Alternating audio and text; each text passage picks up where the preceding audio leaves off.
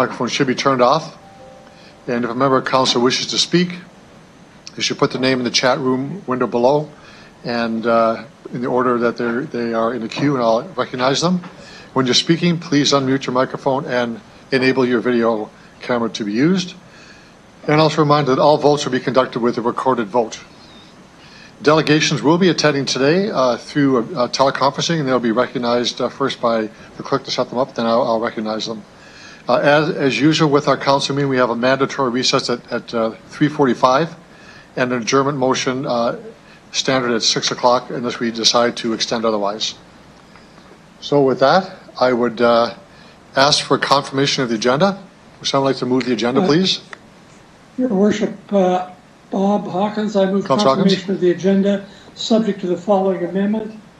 The table motion and motions MN 1920, MN 24, MN 25, MN 26, MN 27, and MN 20-9 be moved to be considered following approval of the minutes. So I'll take this on step for, because we'll need a separate motion, Councillor Hawkins, for this. So the motion is that we move the tabled motion and motions to the start of the agenda. Now, are you saying this before we do delegations or after delegations? Before we do delegations, after approval of the minutes. Okay. Do you have a seconder for that? Okay, Councillor Murray? I will second it. Councillor Bresciani. Okay, Councillor Murray has that. So the clerk, I'd ask you to take the vote on it, please. Just to ask Mayor Fougere, Councillor Hawkins did include the MN 20-9, so mine does need unanimous support. Yeah, so that's why I want to do them separately. If I could, I'll vote on Councillor Hawkins' first one, then we'll go to yours right away after that. Thank you. Thank you, Your Worship. Councillor Hawkins, I'll start with you, please. In favor. Councillor Young. Councillor Young. Councillor Stevens. Yes. Councillor Bresciani. Young is yes. Okay, I got you, Sorry. Councillor Young. Councillor Bresciani. In favor. Councillor Findura. In favor. Councillor Murray. In favor. Councillor Bryce. In favor. Councillor O'Donnell. In favor. Councillor Mancinelli. In favor. Councillor Flagel. Yes. And Mayor Fougere. I vote yes. It's 11-0, Your Worship. So Councillor Bresciani would like to have, is moving a motion, I'll ask for a seconder, that we agree to put her motion, MN 20-9, as urgent business. So I have a seconder for her motion, please. Councillor Flagel. So Councillor Bresciani, you have just a moment just to explain why this is urgent business, and then we'll have the vote. The floor is yours. Thank you, Your Worship. Thank you. This is a motion that Councillor Stevens and as well Councillor Flagel has signed on to. Just the urgency is that we are talking about opening pools. It is timely, and we would like to have these pools open in July, which is too late for the next council meeting. Okay. Thank you for that. So I'll ask the clerk to do the vote, please. Thank you. I will start with you, Councillor Bresciani. In favor. Councillor Findura. In favor. Councillor Murray. In favor. Councillor Bryce. In favor. Councillor O'Donnell. In favor. Councillor Mancinelli. In favor. Councillor Flagel. Yes. Councillor Young. In favor. Councillor Hawkins. In favor. Councillor Stevens. In favor. Mayor Fougere. I vote yes. It passes unanimously, Your Worship. Okay, so we'll just, with that, I'm going to have to take a moment to adjust my.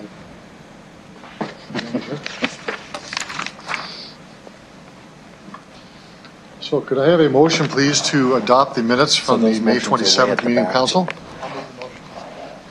Okay. Councilor Maria, seconder, please. Seconded. Barbara seconds it. Thank you very much. Any errors, omissions, or comments on the minutes? So those motions will be way at the back. Anyone opposed to adopting the minutes?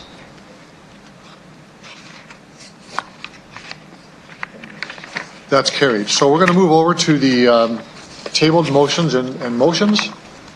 The first motion is motion 19-24. And I would give this motion, the floor to Councillor Hawkins. Thank you, Your Worship. This is a motion to move the Planning and Priorities Committee to be disestablished and its terms of reference be added to the terms of reference for the Executive Committee, and that scheduled Planning and Priority Committee meetings be used to schedule Executive Committee meetings. This is fairly straightforward. I brought it at the end of last year. It simply says that the Priorities and Planning Committee, which was meant to deal with long-term and more strategic policies, we haven't been able to distinguish clearly enough between those issues that are before that committee and the issues that are before the Executive Committee, perhaps because most policy motions have elements of both long and short-term policy in them. But secondly, the press of business meant that we have used, to some extent, the two committees interchangeably. Given that there's no clear distinction between the work done by the two committees, it makes sense that the rules that govern the Executive Committee govern for all of that business, and it's on that basis that I move this motion. Thank you, Councillor. Can I have a seconder for that, please? I'd like to second it. Councillor Bristiani. Okay. Speakers to the motion?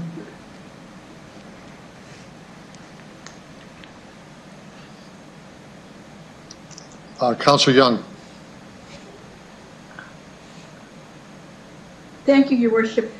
I just have one question, and the question is that both of those agendas, the planning and priorities and the executive, have gone well beyond their time slots, and we've had to schedule extra meetings. So this would be taking a meeting away from the normal time slot. How would that work? Perhaps the administration can answer that one. Thank you, Your Worship. As I see it, Councillor Young, there would be two options.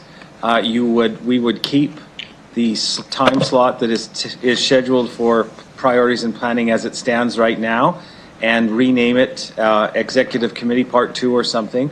So there would still be 2 meetings per month, or the alternative would be to revert to one single meeting for Executive Committee, which has its own implications in terms of report consideration. Councillor Young? Sorry, Councillor Hawkins. I can perhaps add to that. The second part of the motion says any scheduled meetings for planning and priorities be used to schedule additional meetings for the Executive Committee. It was certainly my intention in drafting the motion not to reduce the number of committee meetings, but simply to take the the planning and priorities meetings and turn them into Executive Committees meetings. And I would just add, I anticipate in the future that there may well be more Executive Committee meetings and more council meetings for just the reason Councillor Young has given. We have a great surplus of business. Thank you, Councillor Hawkins. I think I have Councillor Bryce now. Thank you. My question was for administration through you, Mr. Mayor. So how do they differentiate what goes to plannings and priorities? Because I know that a number of us have made the comments in the past, it just feels like another Executive Committee meeting. So how does administration differentiate between what goes to what? Mr. Clerk? I think Chris will take it. So through your worship, administratively, we look at the planning and priorities meetings as being different than exec committee. So we try to bring the longer range discussions that have policy implications to P&P. We have on occasion been pressed for time in terms of just the number of meetings, and we have put things on to our P&P committee meeting that really is not an appropriate fit, but just for timing and getting decisions and putting things in front of council. There have been a couple of items, I think, that have been on a P&P agenda that shouldn't have been, and I think that's where some of the confusion arises. But clearly, the planning and priorities is to look at those longer term policy pieces that administration needs direction and input on, prior to bringing a report at a future date, most likely to either a committee meeting or an exec committee meeting. Councillor Bryce? Thank you. Thank you. So how would eliminating the Priorities and Planning Committee, how would that change things from an administrative point of view? Mr. City Manager? So through your worship, I think to Councillor Hawkins' motion, we would need to maintain 2 executive committee meetings a month. And of course, that would mean that some of those longer range discussions we would then bring to one of those 2 meetings. And we could highlight in the reports that we bring forward that, a particular item is more policy related or more strategic and longer term. But that's how we would just manage the items as they came forward to one of the 2 executive committee meetings that would happen under this option each month. Okay, thank you. Okay, Councillor Murray?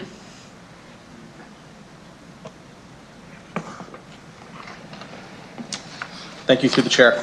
I think that the merit of the Priorities and Planning Commission is important. Long-term goals and long-term visions for the city, I believe it's very important, and I'd be more apt to us really narrowing the focus of that committee to only those. I understand that in the past that's happened, where we've looked at executive, but I would be more in favor of keeping it, but just really narrowing the scope and of what its true intention is. So that's where I'm at on it. Thanks. Thank you, Councillor Murray. Councillor Flagel? Thanks, and I think this goes back to last December when we talked about this, and my points to this whole thing were that we are not having enough meetings, and we had the opportunity to make some changes to add meetings during the busy times. As I mentioned, March, April, May, or April, May, June, August, September, October, or September, October, November. So we didn't do that, and that's why we're running into this problem. I don't see a huge difference. If we're all sitting here at exec and we're all sitting here at PPC, the only difference that I see is who's sitting in the chair. That's the only difference. And we're talking about futuristic, we're talking about development, we're talking about all kinds of things. I think in my opinion, we missed the mark on not having extra meetings during the busy peak times, which then gives our staff a little bit of leeway that they know that they're not going to get bombarded and they can have an extra meeting. So anything we can do to, and as a lot of our colleagues, my colleagues are saying, the meetings are running way too long. And even if there's delegations, they're running way too long. Right now, it's a little bit different because people can be at home and doing all kinds of things, and then they hear the beep and it's time to go. But when we get back to normal and everybody's in here and the delegations are in here and they're sitting here for 4 or 5 hours waiting to bring their report forward, I think that's really unfair, and we need to figure it out. And I think adding more meetings is the right way to go, and they might be less, but then we have to come to City Hall twice a month instead of once. I agree. So I would like to see us add more exec meetings and abolish PPC, because it's the same thing in my books. Thanks. Thanks, Councillor Flagel. Councillor Findura?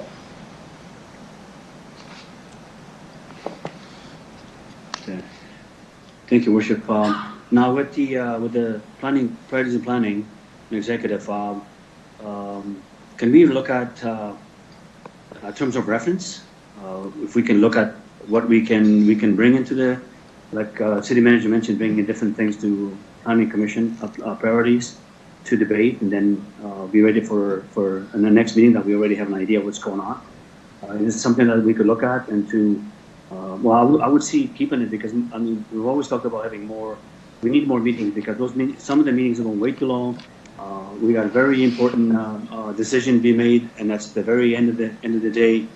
We all just about spent our energy and focus. So I mean, I know that in July and August we have only one. We've decided that to kind of give ourselves, give a little bit of a break. But the question to the administration with the terms of reference, would that change things to adapt to what we bring into there, Your Worship? Mr. Holden? So through you, Your Worship, the terms of reference for the 2 committees are distinct. They are different. They do serve a different function. And I think when we introduced PNP, as I indicated, we put a few reports on from the administration that shouldn't have been on, and I think we are checking ourselves, making sure that we're trying to, maintain, the alignment in terms of the two terms of reference. Part of the situation we're in is coming out of the pandemic and the fact that we slowed business. I think the other reality is the complexities of municipalities are just much greater than they were several years ago.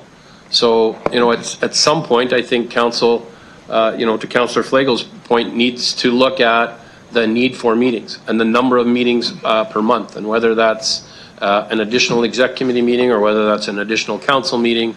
We review our meeting schedule each year, and of course we can make adjustments to the procedure bylaw at any point. So whether this council makes a decision or whether that gets pushed off until after the election in terms of revisiting the schedule, there's always that option for council to consider.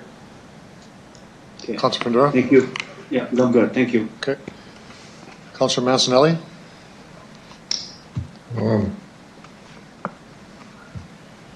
Just wait for my camera. Thank you.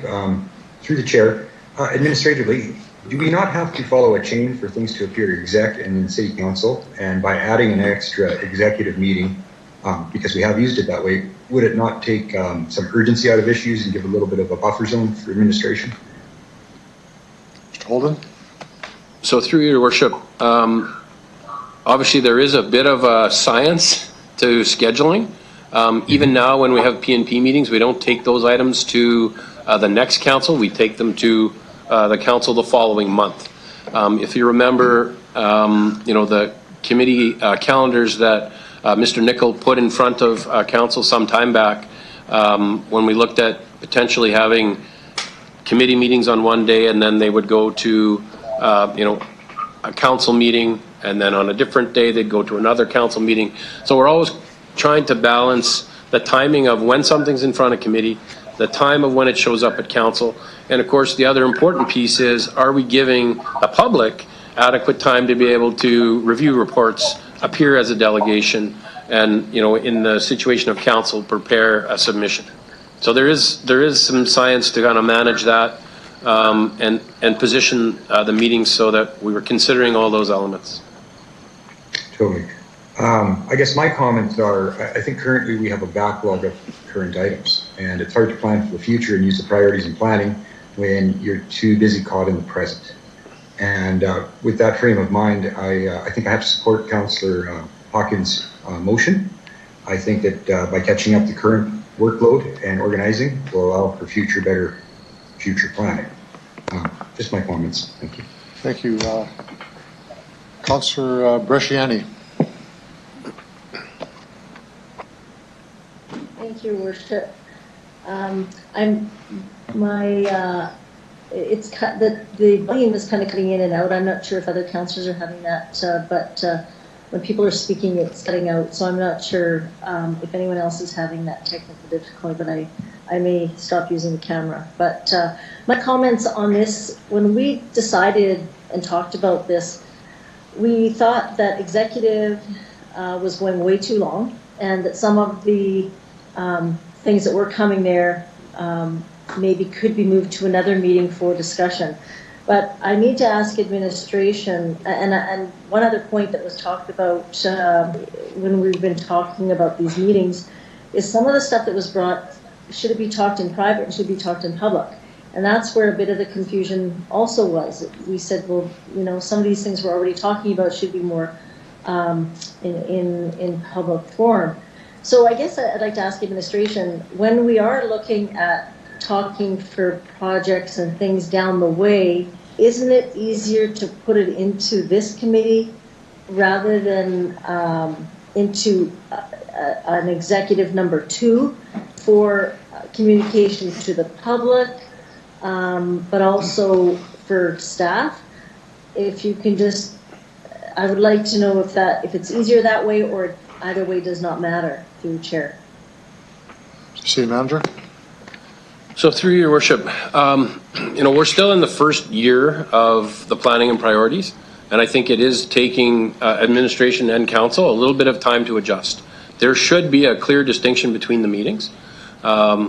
So clearly, those things that are longer term, those things that we need direction from council so that we can go away and do the work administratively and then bring a report specifically that makes recommendations to either a committee, be it exec committee or one of our other standing committees.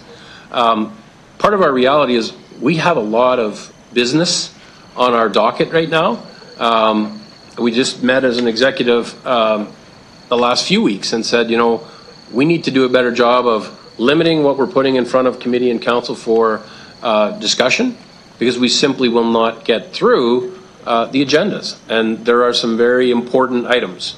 So, we're putting our efforts into what's urgent, what's important, what does council need to make a decision on so that we can continue to move forward on council's priorities, but also making sure that we can deliver programs and services to citizens each and every day. Councilor Bershani? Thank you, Mr. Holden. Through the chair, though, I guess I'm asking, does administration see value in keeping this committee? Absolutely. Or are they okay with Councillor Hawkins' option of just moving it back to executive or finding some other vein in some of the committees? So I would like to know administration's stance, if they feel there's value in keeping this, or are they okay with allowing it to be gone? Through the chair. Mr. Holden.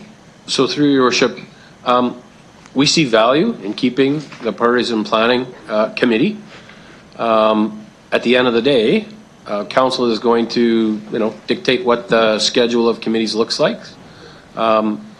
It does allow us to have some conversations that clearly are usually lengthier in terms of the conversation and the interaction and dialogue with council than what should potentially be a quicker discussion on the floor of executive. Councilor Bershani?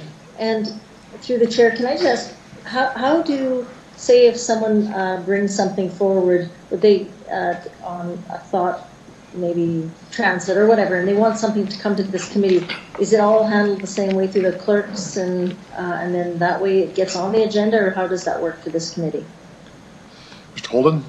So through your worship, we have a process with ELT and the officers of council that when our staff are bringing a report, and it's a report related to, business, so it might be something related to, legislation or a regulatory requirement, or it might be a longer term strategic initiative. And, if I use transit master plan as an example, we as an executive determine what is the appropriate committee that should go to. So we work with our staff. They obviously they give a recommendation to us as to they see this going to either exec or community protective services or priorities and planning. But ultimately, between ELT, the officers of council, we make those decisions, and that's we work with the clerk then to bring forward those agendas with those items. Okay. Councilor Bershani? Good, that's all I have. Thank you. Thank you, that's all I have. Okay. Other speakers to the motion? So I have a couple of comments to make. I know that Councillor Hawkins, you may want to close debate. I just have a couple of comments to make. And I would ask that we continue with the committee. And the reason why I think I have to go back to some of the original intent of this one, and I think it's the practice has not met the ideal here. And oftentimes we collectively don't distinguish between urgent and important. And yes, this committee has suffered from times to being the overflow from executive, which is not what it's supposed to be. But the intent behind this was to have a forum for some reflection by council, and not the cut and thrust of executive or the committees. It's to talk about budgets. It's to talk about the official community plan, as an example, or master plans, without necessarily a decision being made, but a time to reflect, both on issues that are in public and private sessions. And that's the part I thought was the original intent to have this committee was to get, so we would have a chance to sit back and talk about things and not be rushed into a decision. So I think we've struggled collectively to meet that objective, which I think that ideal, which I think is really quite important. So I would ask, if this motion is not carried, that we have an undertaking by the administration to look at a way to make that distinction more clear in writing on the terms of reference of the committee, and make it clear that the practice will be there will be a discernment between urgent and important, and a time for reflection on issues that supersede a particular subject matter. Again, such as budget, such as OCP, such as a master plan, that supersedes a report that may come through one of our subcommittees or through executive committee. I think we suffer from not so much too many meetings, but the coordination between them. I know we moved to Wednesdays for meetings of all our committees, once a month for council, once for executive. And I think we worked well years ago with 2 council meetings per month. We wouldn't face what we have today, which is a large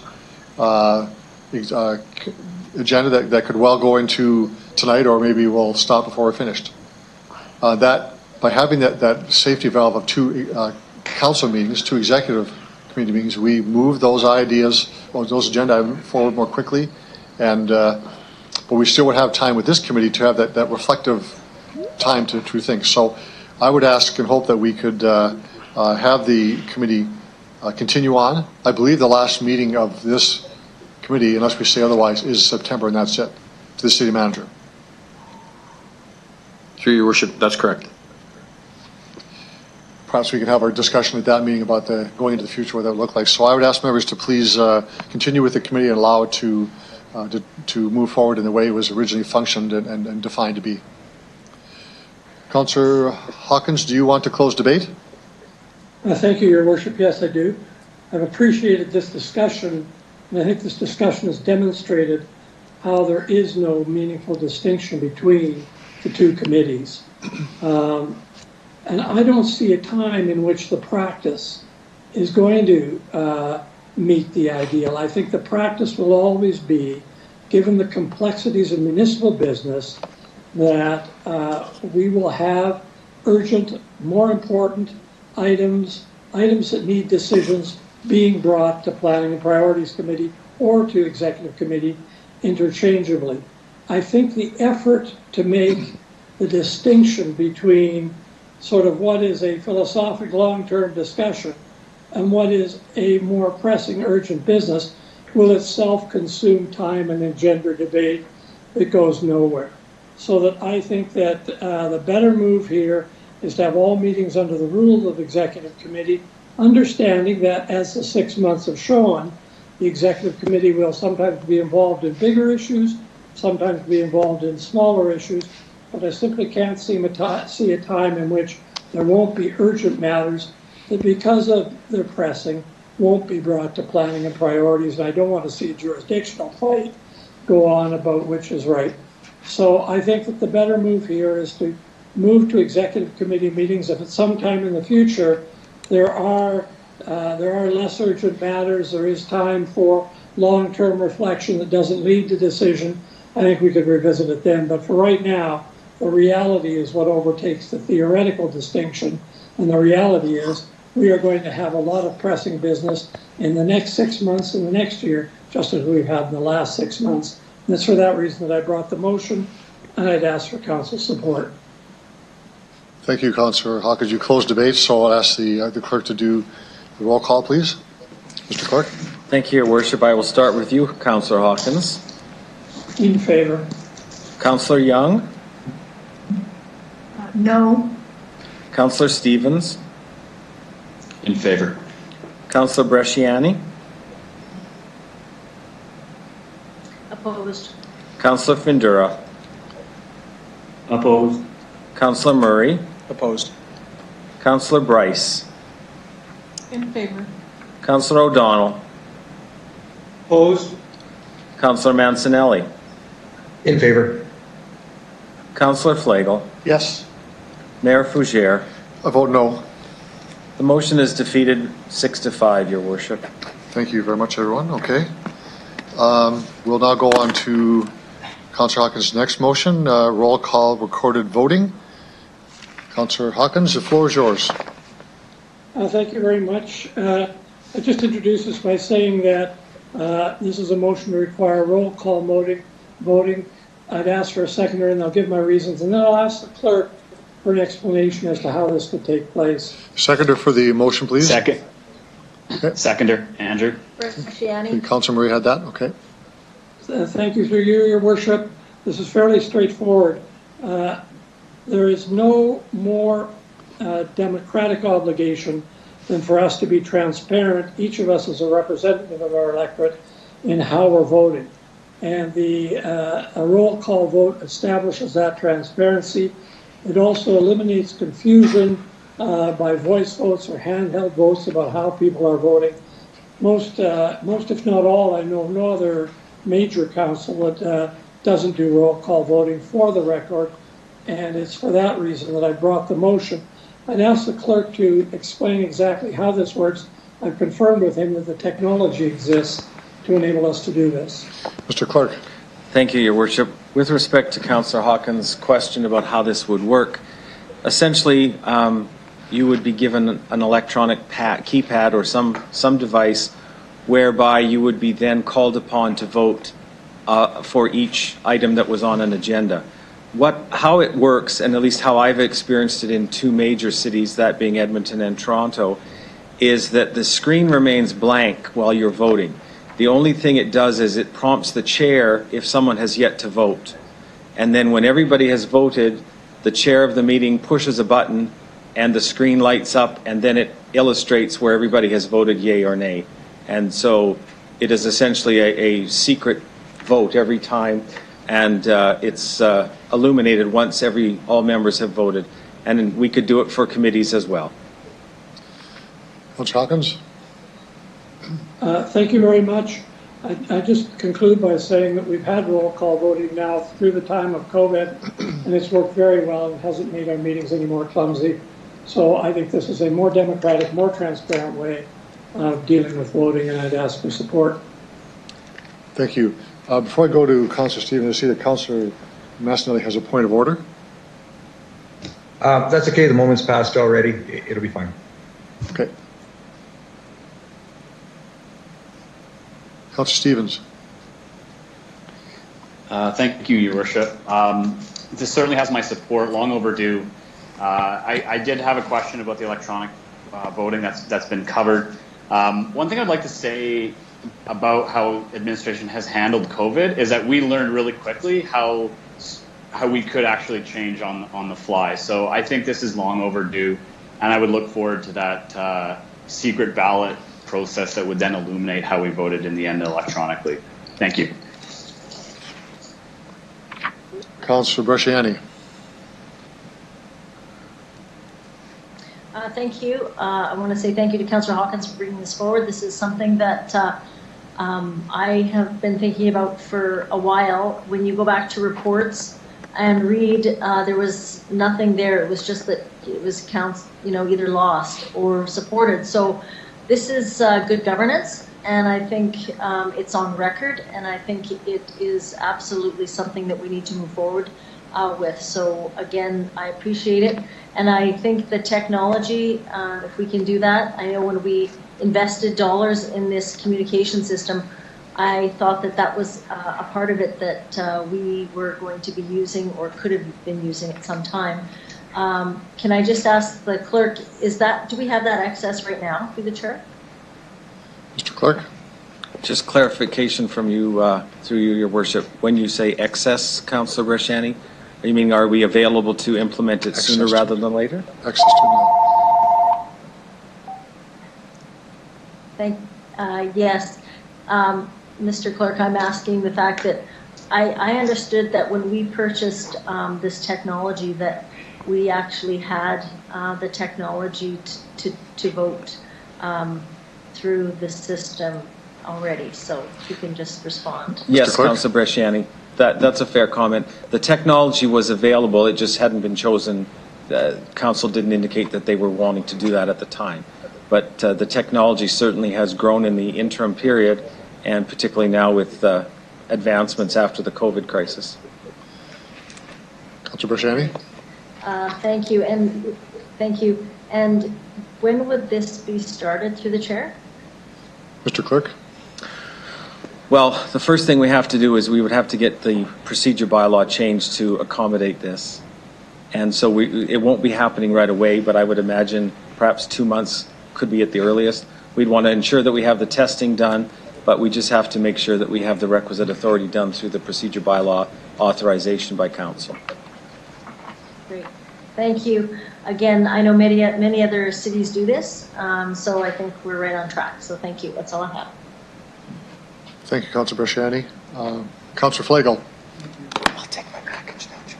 Thanks very much. Councillor Hawkins, thanks for bringing this forward. I think my only concern is that I know some of us or some of you travel once in a while. So would this work remotely from anywhere, whether it's in Canada or not? And if you're watching in on a meeting, and or as we are today, some of us are in chamber, some of us are on video. Is that going to cause an issue, or is that only going to work when we're in here? Mr. Clerk?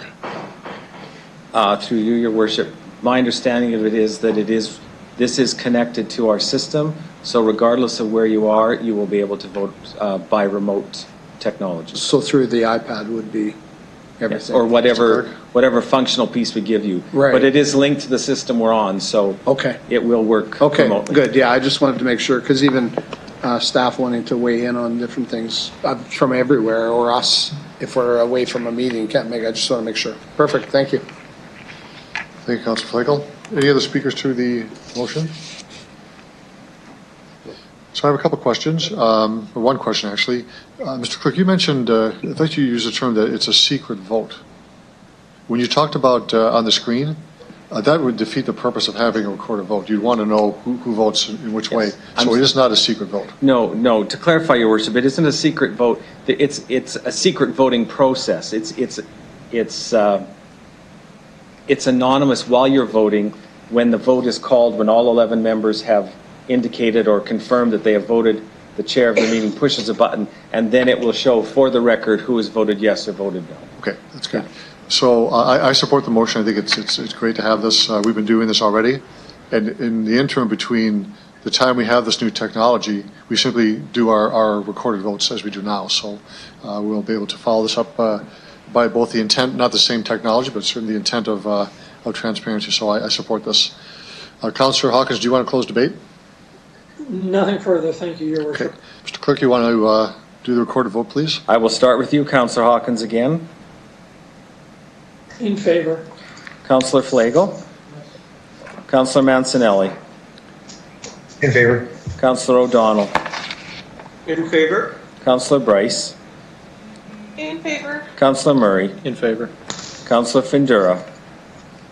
In favor. Councillor Bresciani. In favor? Councillor Stevens. In favor. Councillor Young. In favor? Mayor Fougere.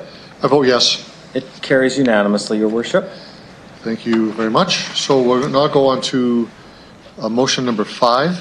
This is residential roads, and I'd ask Councillor Young to take the floor, please. Councillor Young. Thank you, Your Worship.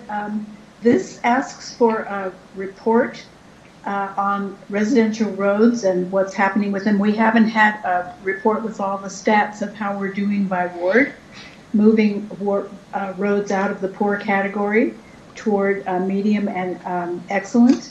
It also asks for the role of waste and waste environment in coordinating water infrastructure projects with this, and the different types of treatments that are applied. And there's a new treatment now that people are not familiar with, and so it would be good just to be up to date on where we are with this. And so it's asking for a communication plan, and 2 things. One is the top of the recommendation says it goes to Public Works, where this usually goes, and then on to City Council, where it usually doesn't go. So would Council be amenable to having it go directly to City Council, which would save time. And then I'm asking the administration if they could do this by the end of Q3. So question, actually, I'll ask for a seconder for the motion first, please. Anybody want a second? Second that, Councilor Bryce. Okay, Councilor Bryce. So question to the administration. Okay. Mr. Onright? Administration would ask that this come back to council in Q1 of 2021. That would allow the completion of the 2020 construction season, primarily because this would be only the second year of the new surface treatment, so we would have that data also to share in the report. Councilor Young? So my question, Mr. Onright, is you already know which roads are going to be done this year, and they're in progress. There will be a new council in place in January. It would be good for this council to be able to see where we are statistically on how many poor roads are left by ward. And so I would ask, is it possible to have some kind of a report ready by Q3? Mr. Onright? Through your worship, I'll ask Mr. Warren to comment on that. Mr. Warren? Thank you, through you, Mr. Chair. So much of the information that Councilor Young is asking for in the motion has been contained, for the most part, in our annual reports to the Public Works and Infrastructure Committee. So, I mean, I think the majority of the information is there and would be able to come back to council in some sort of format as probably an informational type report in September should be okay. Okay, thanks for that. Councilor Young? That would be fine to have it coming forward in September. And now I want to know if council would be okay with an amendment to have it come directly to council instead of going through Public Works. Councilor Young, why don't you just make it takes it as a friendly amendment? I'll make that amendment. Okay, there'll be a friendly amendment that will go directly to council? Yes. Okay, speakers to the report. Any speakers to the report? Councilor Massanelli?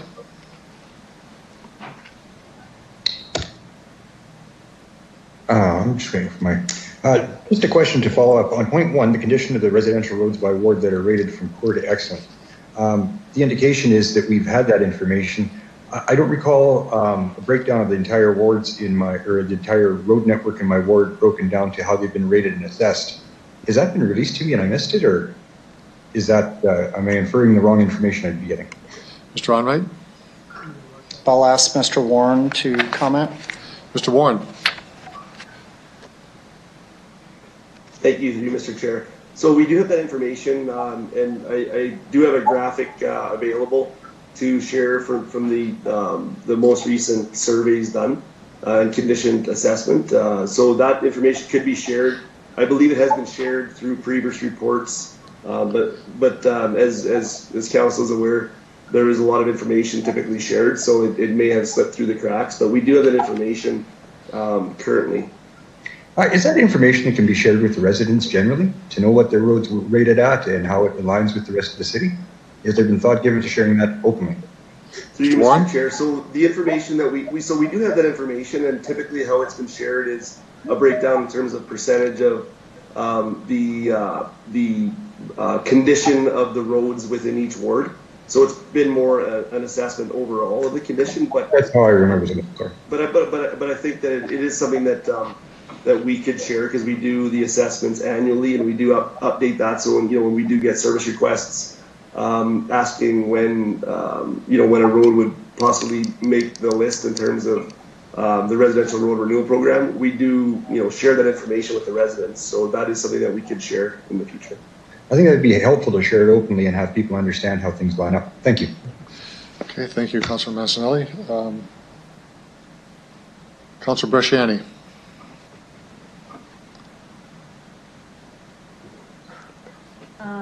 Thank you, Your Worship. I would support this. We used to actually get what Councillor Young is asking for. We used to get a report that came to council and that was shared publicly about the roads that were done through the road residential plan. And for some reason that fell away a couple years ago. And so I think it's very important that that's shared, but I also like the communication plan that was just spoken about. Residents have said, I'm on a list. I don't know where I am on that list. So, you know, they emailed a couple years ago and asked where their road sits, because everybody, when they think their road is the worst, they get an idea of what is poor and how it moves on the charts. So how would that communication be done through the chair? Mr. Onright? Through your worship, we would bring that conversation back to council in September. So we would spend some time over the next few months in conversation with our communication department as to best display the information that's been asked for. Councillor Bresciani? Okay. Can I also ask if there has been any feedback that has been, I guess, that residents have shared that have worked through this program? And one of those is the asphalt. And I don't know if that falls with this piece here, but it's part of the asphalt that covers the sidewalk and rolls over onto the roadway. Is that work done through this program as well? Mr. Onright? Through your worship, I'll ask Mr. Warren to comment. Mr. Warren? Thank you, through you, Mr. Chair. So the question specifically around asphalt on the sidewalks, no, that wouldn't typically be part of the residential road renewal program. That would be more under our concrete maintenance policy and program in terms of fixing, severe deficiencies on the concrete throughout the city as a whole. Sorry, and I lost the first part of the question. Councillor Bresciani, you want to repeat that? Yeah, no, that was it. It was just the fact that the residents want to know the road, the shape it's in, and Councillor and Mr. Onright answered that. But this was just regarding the, what do you call that with the paving that goes on the sidewalk and goes onto the road as well? Through the chair. Mr. Warren? Thank you, through you, Mr. Chair. So yeah, that would be called asphalt capping, and that is something that we have used in the past. We've typically looked to utilize that maintenance repair less sparingly than we would, replacing the concrete or shaving trip hazards or things like that. But that is one cost-effective way to enhance the accessibility and the safety of the sidewalk. But that would typically be done through maintenance programs. When it comes to the residential road renewal program, those sidewalks are typically replaced and or mud jacked and tried to bring back to good, fair and good condition. Speaking to the asphalt surface treatment that we did implement last year, we have received feedback from the residents that participated in the streets locations that participated in that pilot program last year. And I don't have the exact data in front of me, but it was around 85% of residents were satisfied with the enhancement to the drivability and condition of the road, and it was in the mid 60% were in favor of the trade-offs where we would just pave the road and do only light maintenance on the sidewalks versus the full replacement of the sidewalk. So we did get fairly good feedback from the survey last year on that. Councillor Bresciani? Okay. Great. No, I think this is, thank you. I think, thank you, Councillor Young, for bringing this forward. This is good to have for also the residents as well to know. Thank you. Councillor Fundura? No, let's get into this thing here. Okay, just 1 second. There we go. Thank you, Your Worship. Through you, I would say thank you to Councillor Young for bringing this up. I thank Councillor Young remembers, Public Works Infrastructure started doing a great work on taking the local improvement off and putting on the 5%, and we did a lot of work. I know we've got still 20 some years, 25 years to maybe we can catch up to ourselves. So I do agree that we need to look at maybe increasing some of the balance what we got, and maybe upping the percentage on the bad roads. Because I mean, there's a lot of times I get asked question from residents saying, well, this road hasn't been touched in 40 years and it's really bad, but yet you did that road. Why did you do that? And it said, well, don't we have any say to it? I said, we do, but we believe as far as that goes that we've moved away from council to administration to decide what roads and what percentage. But I think, if I'm correct, what Councillor Young is talking about is the increasing the percentage on looking at the and having a balance as well. I mean, we can leave that good roads to go to bad roads and the middle medium. So we need to find a balance. But I think we need to up the percentage on the bad roads, because I know we're gonna. That's a 25, maybe even longer process to get there. And we started when we introduced that 1% mill rate. We've done lots of work already, and there's lots of work to do. But I think that's what this motion is, to look at it to increase the percentage of the bad roads. I'm in favor of the motions. I'm voting for that. So thank you, Councillor Young, for bringing this up. Thank you. Thank you, Councillor Fundera. Councillor Flagel. Thanks. And yeah, this is another one of those reviews to look at. We did this, 3 years ago, and we had a list all made up, and then we changed the policy, and then we started another list and had some residents unhappy with us because they were on the old list for 3 or 4 years. So, and then they got bumped another year or two. But my question is about gravel roads perimetering the city of Regina inside the city limits. With the bypass opening, and I'm going to speak to my area, with the bypass opening up on Armour Road to utilize Armour Road as a gravel road back into the city.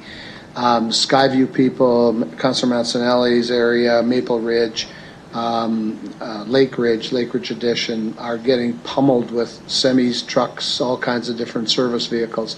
We've had Winnipeg Street North be in a fight for years over all the trucks running up and down there. And to fairness, we did put some reclaim on there. And in fairness, we put some reclaim on McCarthy Boulevard, running north to Armour Road and a couple of other spots as well, up along beside the hotel. But my question is that I still believe that any gravel road that's in the city should not be gravel. We've worked and spent tons of money on 13th Avenue in front of Rambler Park, oiled that thing. There's probably 8 inches of oil on that thing already from all the times that we've done. And now my understanding is they want to stretch that out and pave it all the way through 13th to the connection to the bypass. So that's an option as well. But we have, if I'm not mistaken, I heard 3 or 4 years ago that we have a mountain of reclaim. Is there any way for us to get something back, maybe even in this report, as to the condition and how much money we actually spend on maintenance of gravel roads around the city? And mine isn't the only one. I know Councillor Fundera had Prince of Wales, and I mean, Pinkey Road is another example. That's been a contentious issue ever since I've been on council. So I'm just wondering if there's any comment I could get back, if we could add or put this in this, and just as a friendly amendment to have us look at the gravel roads, because people can't sit on their decks. So I will allow the question, but this actually is off the topic from this program. I know it's important for you, Councillor Flagel, but it's off the topic of the program. But Mr. Onright, go ahead.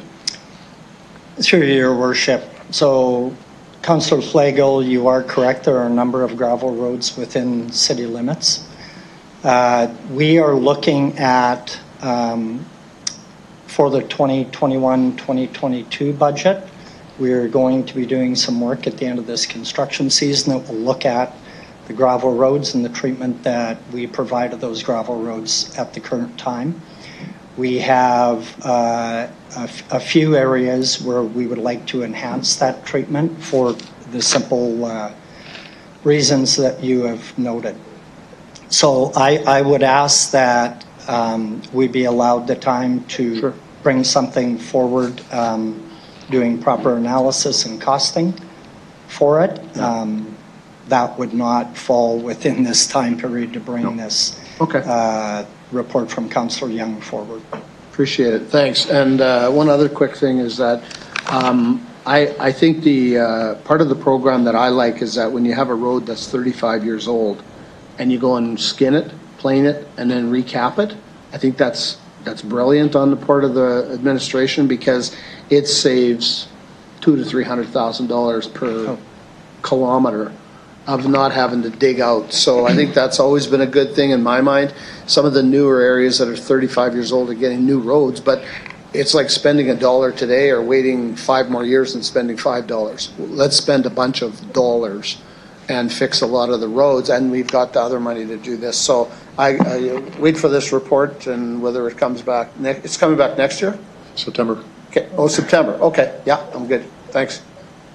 Thank you. Thank you, Councillor Flagel. Other speakers? Mr. Onwright? Through you, Mr. Chair. So I'll just so council is aware, we are on track. This goes to Councillor Findura's comment.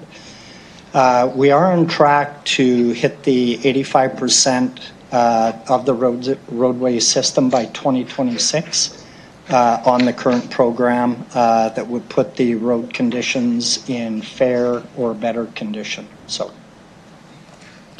thank you, Mr. Onwright, for that. I have a couple of comments, and I suspect the Council will want to close debate.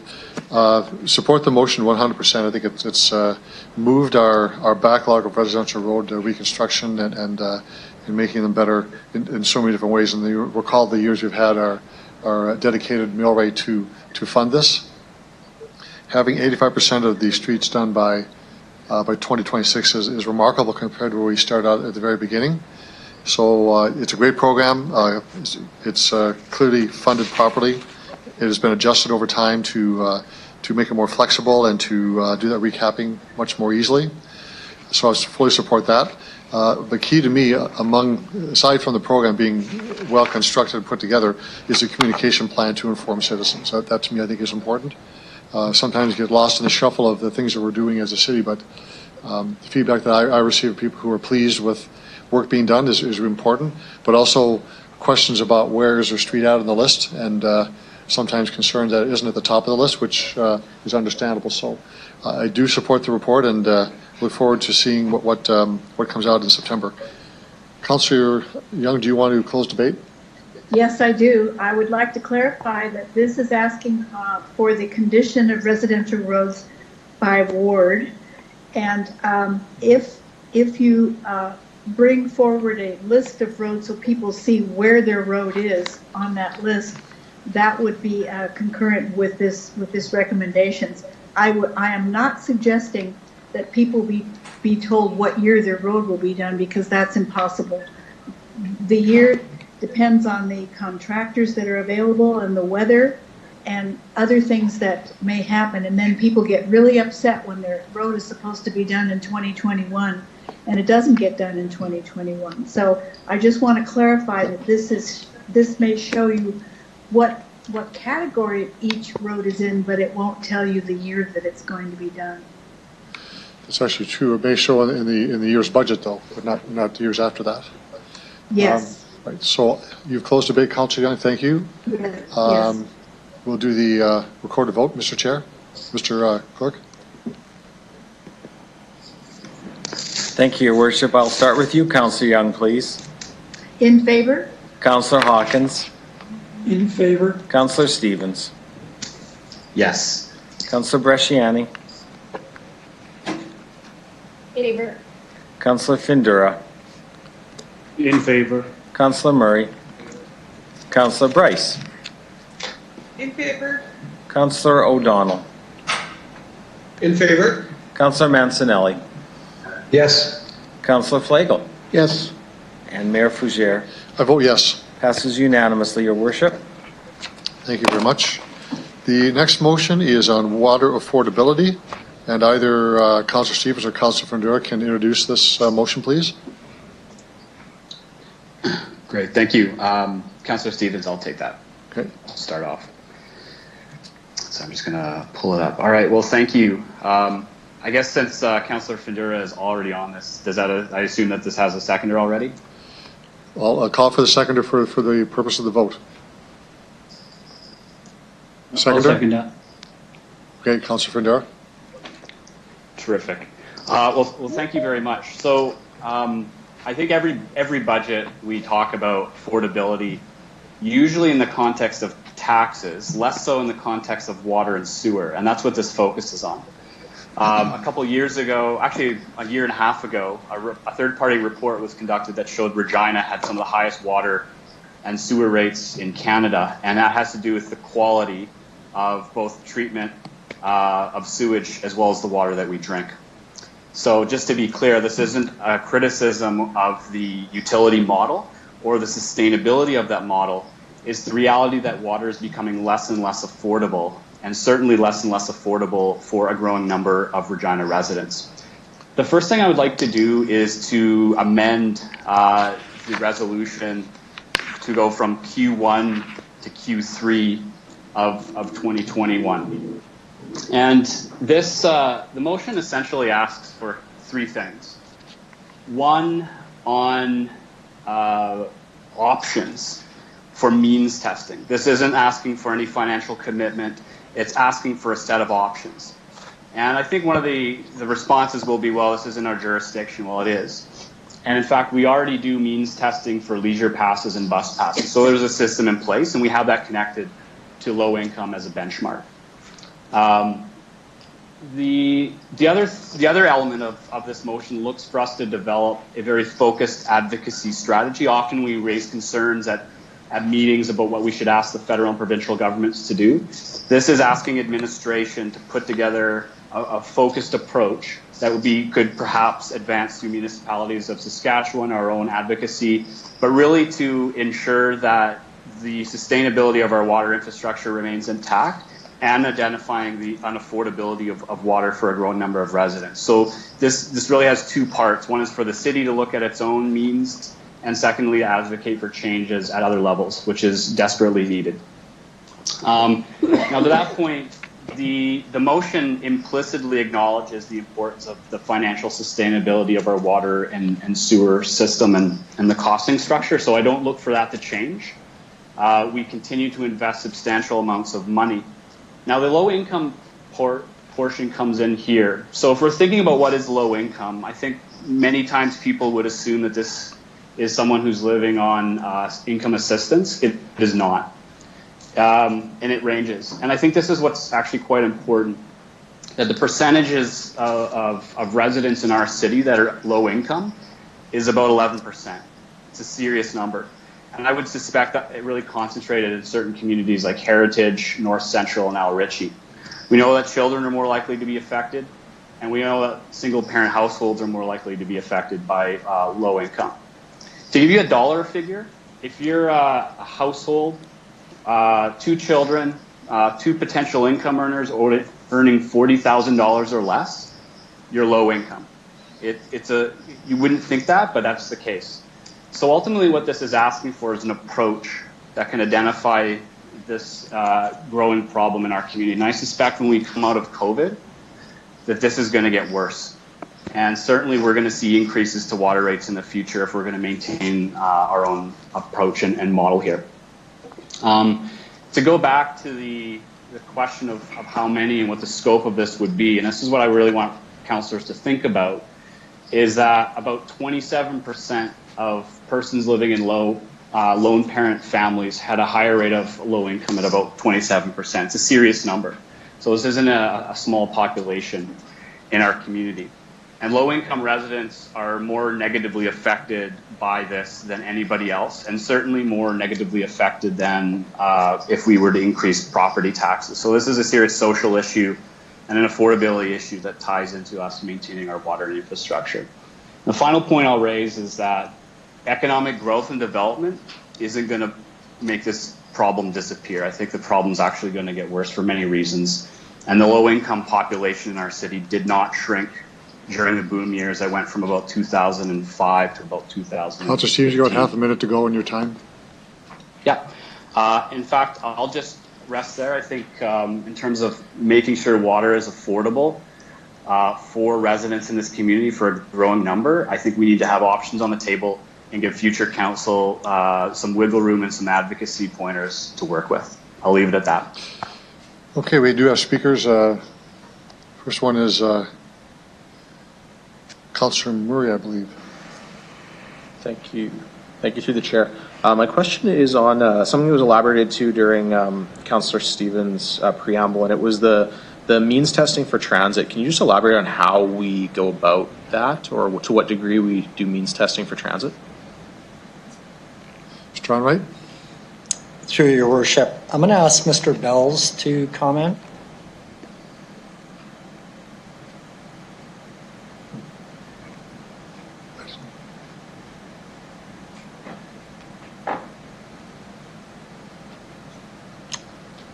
So who did you identify? Mr. Bells. Mr. Bells, are you there? He's there.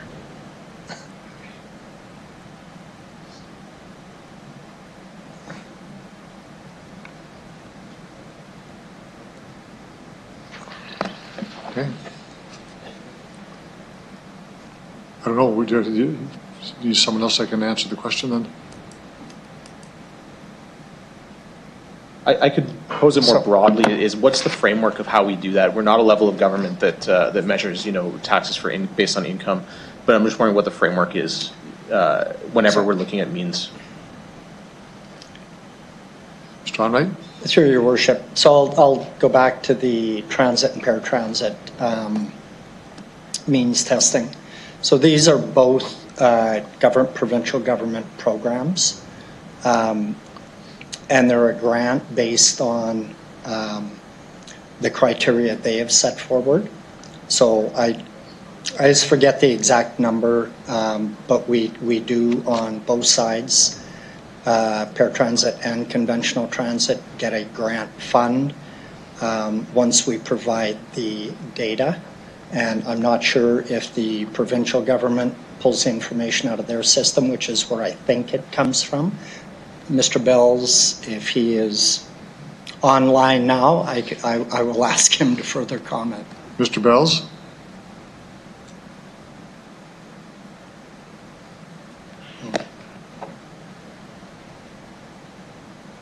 Perhaps unmuting your microphone. Through your worship, I can definitely follow up and provide that information. Sure. And from that, is that the partnerships that you alluded to, is there a funding component through the province that helps offset that? Is that how it functions? Yeah, through your worship, yes. So it's not just the information based on income, but it's also a funding. The provincial government actually provides the funding for the program. Okay, great, thanks. Or a portion thereof. Okay, yeah. Councillor Fundura, I missed you. Sorry about that. You're next. Okay, good. Thank you, Your Worship. Oh, there's the camera. So to you, Your Worship, on this motion, I've been talking about this for quite a while. I believe the last 3 budgets, I was trying to craft something, and I don't think just being on the floor, on the fly, it didn't quite work. What I was attempting to put across here, and to talk to council about what the intent. I think council understands and believes in the same. What I believe in and what our citizens are saying about water. That's going to be the next thing that we need to look at, affordability over it. So this motion, it's a beginning of a conversation.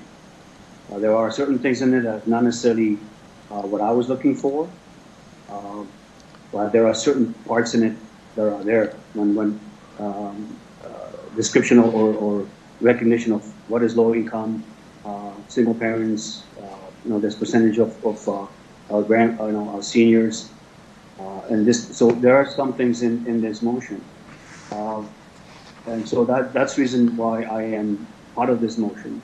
The other part of this is that in September, I believe, there is a report coming back that I've asked on a undertaking from our last budget when I asked about water affordability, about the base, the consumption, and my discussion is to touch that on right across the board.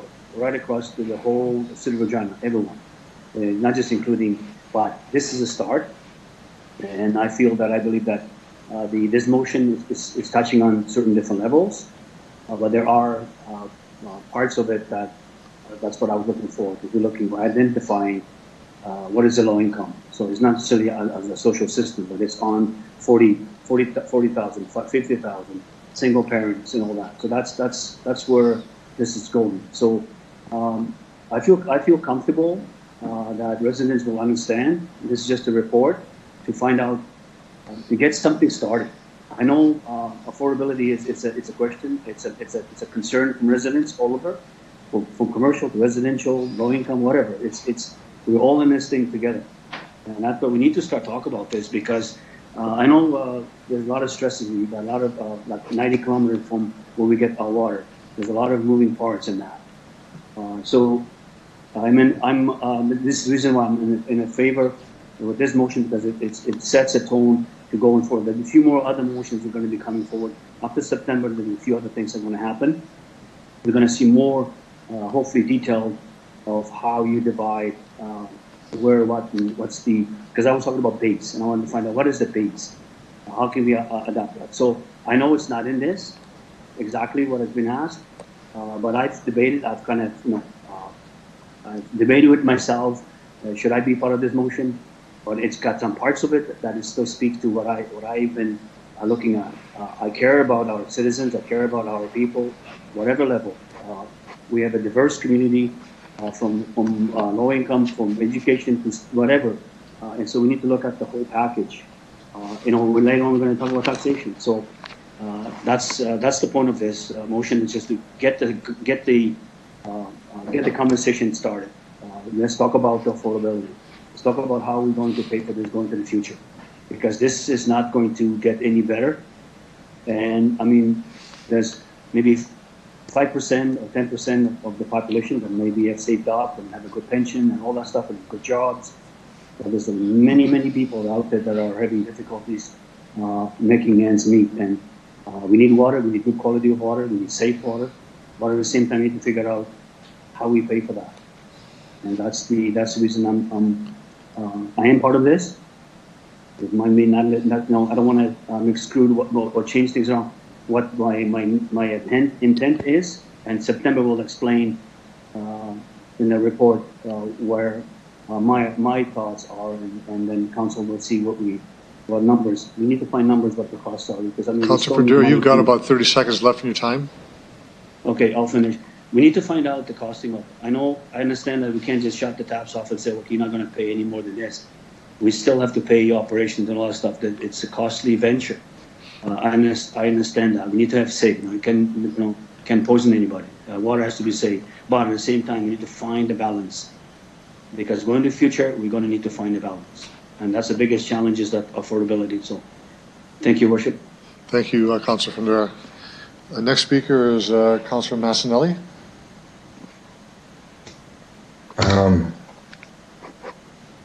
Thank you. I think this is a worthwhile motion. I'm considering making a friendly amendment. Looking at all the information this would uncover, I'm wondering if it would be worth it to have the information framed through the UN's 17 initiatives for rights to people. I'm just thinking that the information would be applicable to many grants and money available from federal initiatives.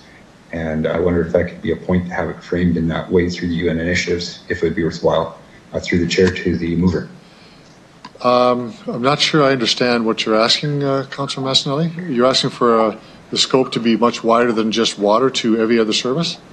No, what I'm asking for is when the paper is written, that the paper be framed through the UN's initiatives. So how it applies to water, that the UN framework for water accessibility, cost, and everything else be used as a measuring post for the paper to be written. Not the broad prospect of the entire UN paperwork, but just for the lens we use to view it through, because I think that information could be useful for things from industry to for the government grants from the feds to the mover. Well, I'll ask the mover for that. I also wanted to get the view of the administration, if they are clear on what that actually is. Okay. Councilor Stevens.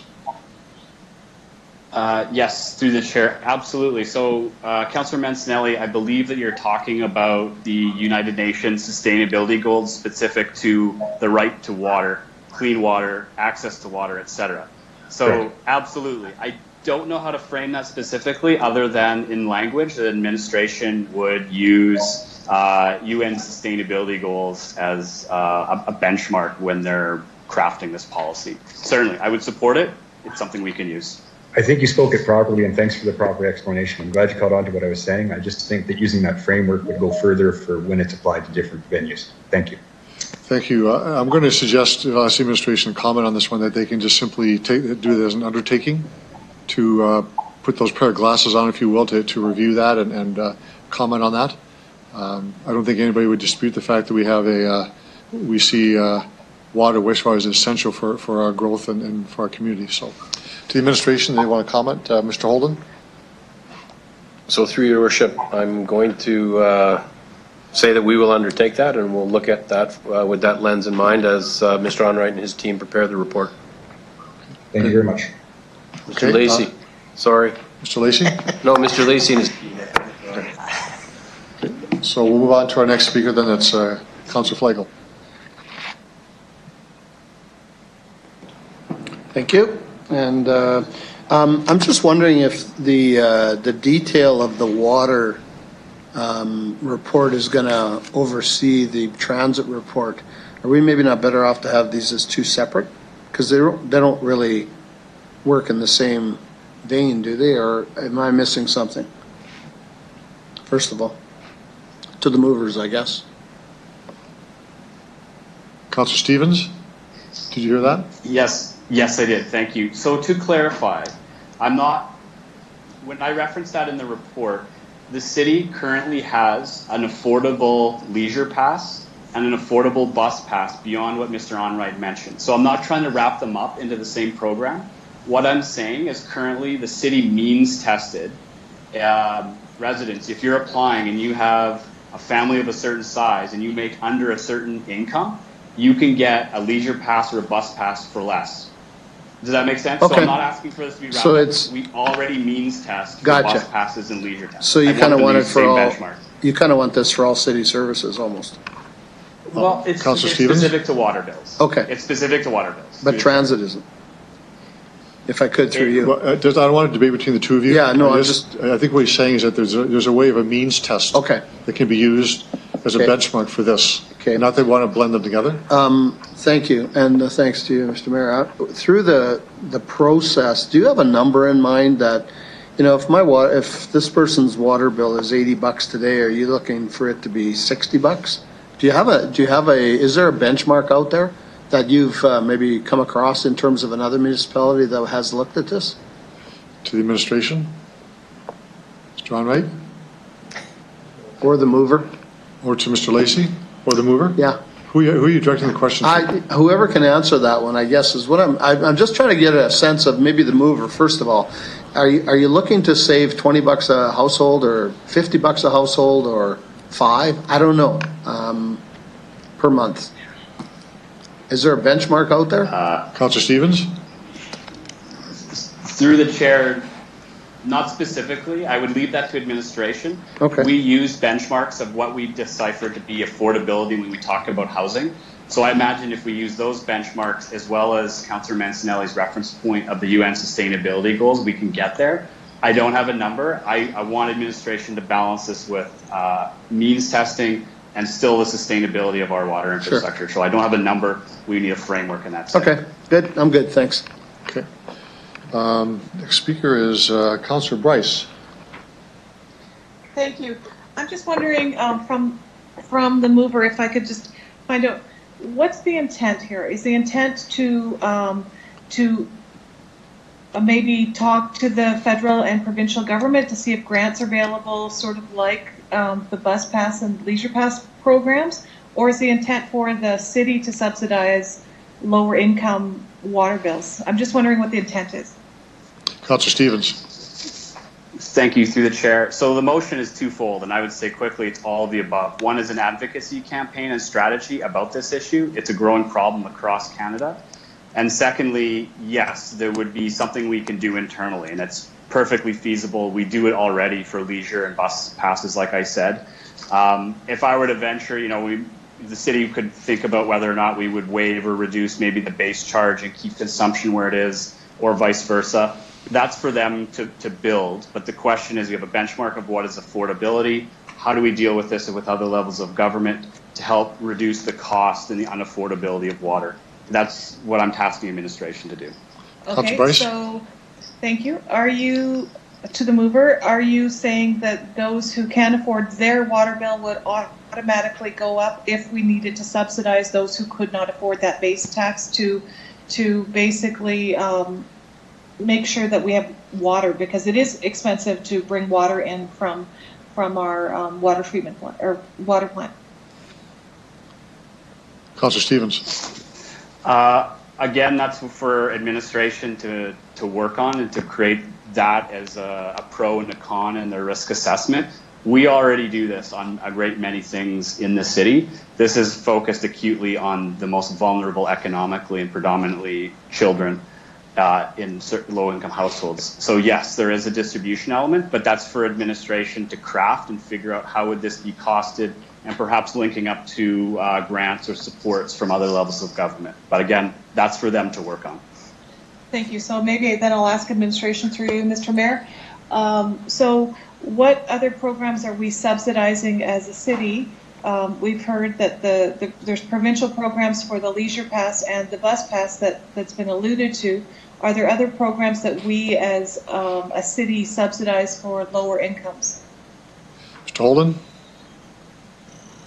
Yeah, through your worship, we do have the transit subsidy, we do have the leisure access pass, and the only other are the affordable housing supports that we have. Those are right now the supports that we provide to residents in the community. Thank you. And the criteria is a bit different for each one. Yeah. Councillor Bryce? Okay. Thank you. It's also been alluded to that we have one of the most expensive water bills in the country. Is that because, and first of all, is that true? Second of all, is it because we bring the water in from so far away? Mr. Lacey? Through you, your worship. So I would say that our overall water bills are comparable to other major cities, but we are in the higher end. And the reason we are in the higher end, in part, is due to the distance that we need to transport the water to get it here. Councillor Bryce? Okay, thank you. So I can understand wanting to make it easier and more affordable for those. It should be more affordable for everyone, though. And I understand a hand up is a help, but I'm a little caught here because I do think we should be looking at affordability overall, whether it be property taxes, whether it be grants, those sorts of things. So I'm just a little concerned when we start, and I know that we do have the leisure and the bus pass program, but I do have concerns when we're going into utilities such as water, and then next it might be garbage, next it might be taxes, so somebody's going to have to pay the cost of water coming into each household. So to me, it makes sense that the user of the water pays what it costs. So to put that cost onto others, as I said, it's something that I'm not sure if that's sustainable or not. So because it may make it unaffordable for others by increasing their water bill. So I do have concerns about this. Thank you, Councillor Bryce. Councillor Bresciani.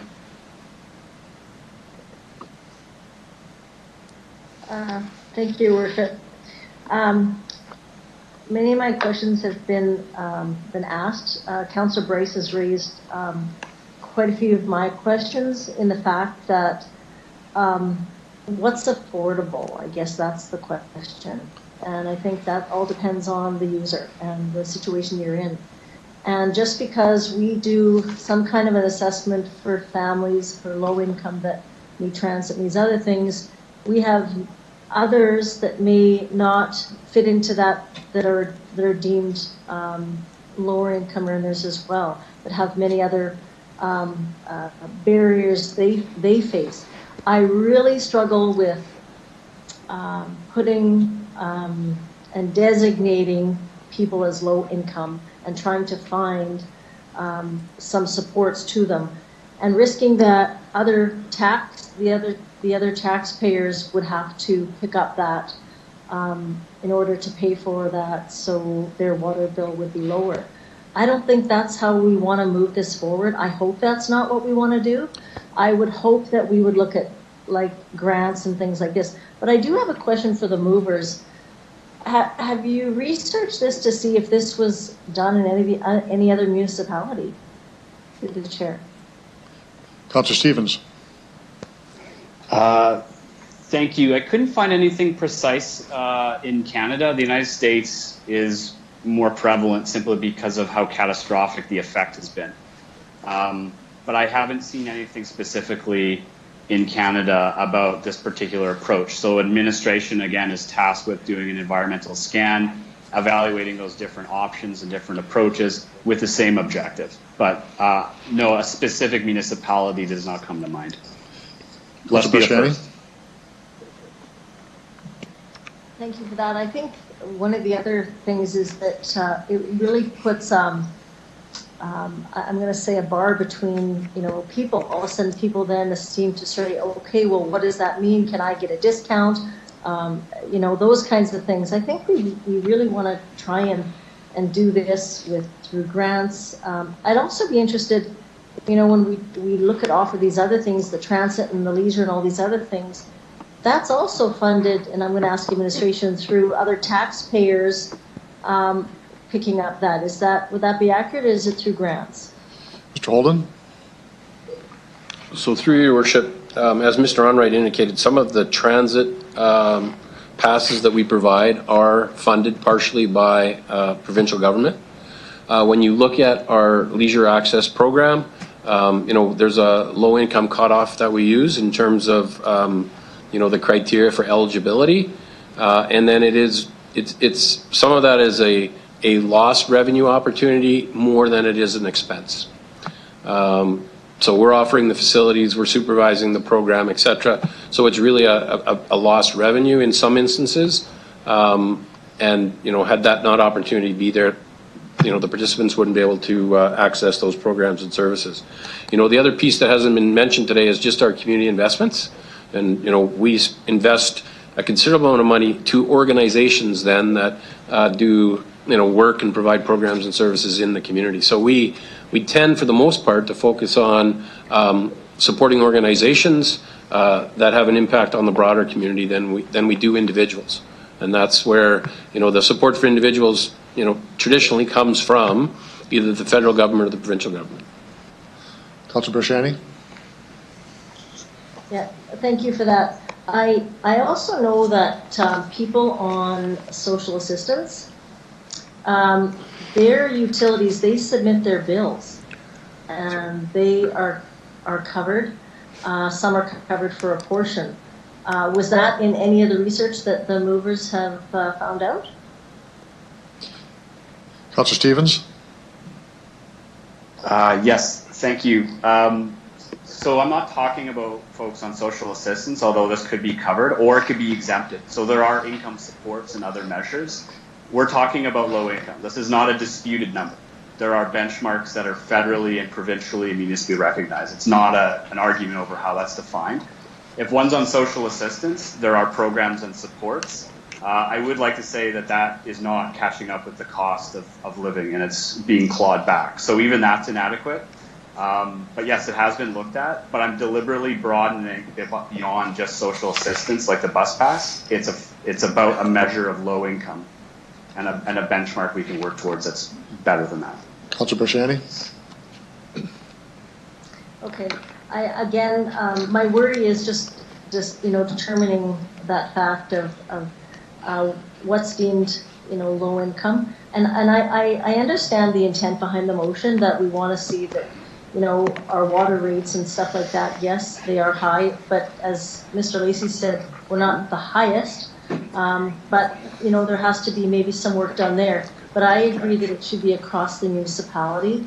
I don't think we should be pitting one against another, but I do think it's a collaborative effort to get the rates down collectively. So I'll just leave it there. Thank you, Councillor Barshani. Other speakers to the motion?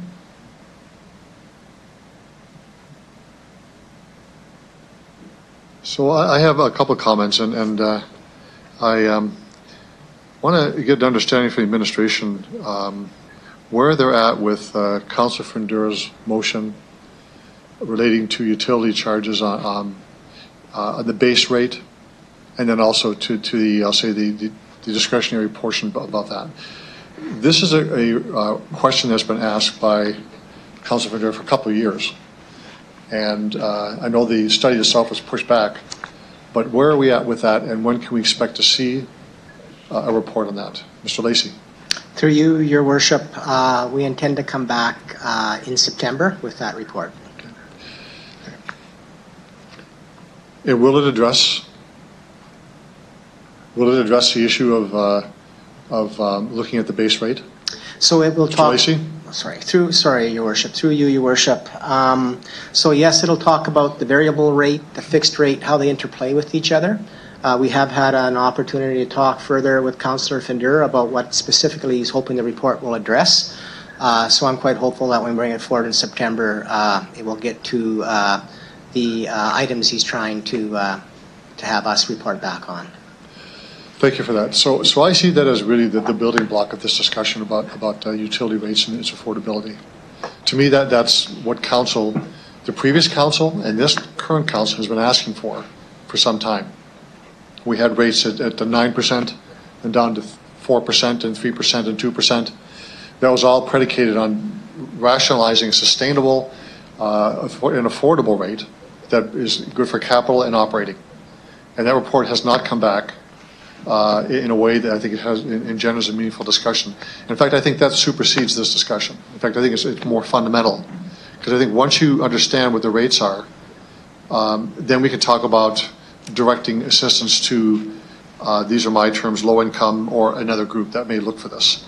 So I get the philosophical perspective on this motion, but for me, I want more information first on what was asked first in a priority.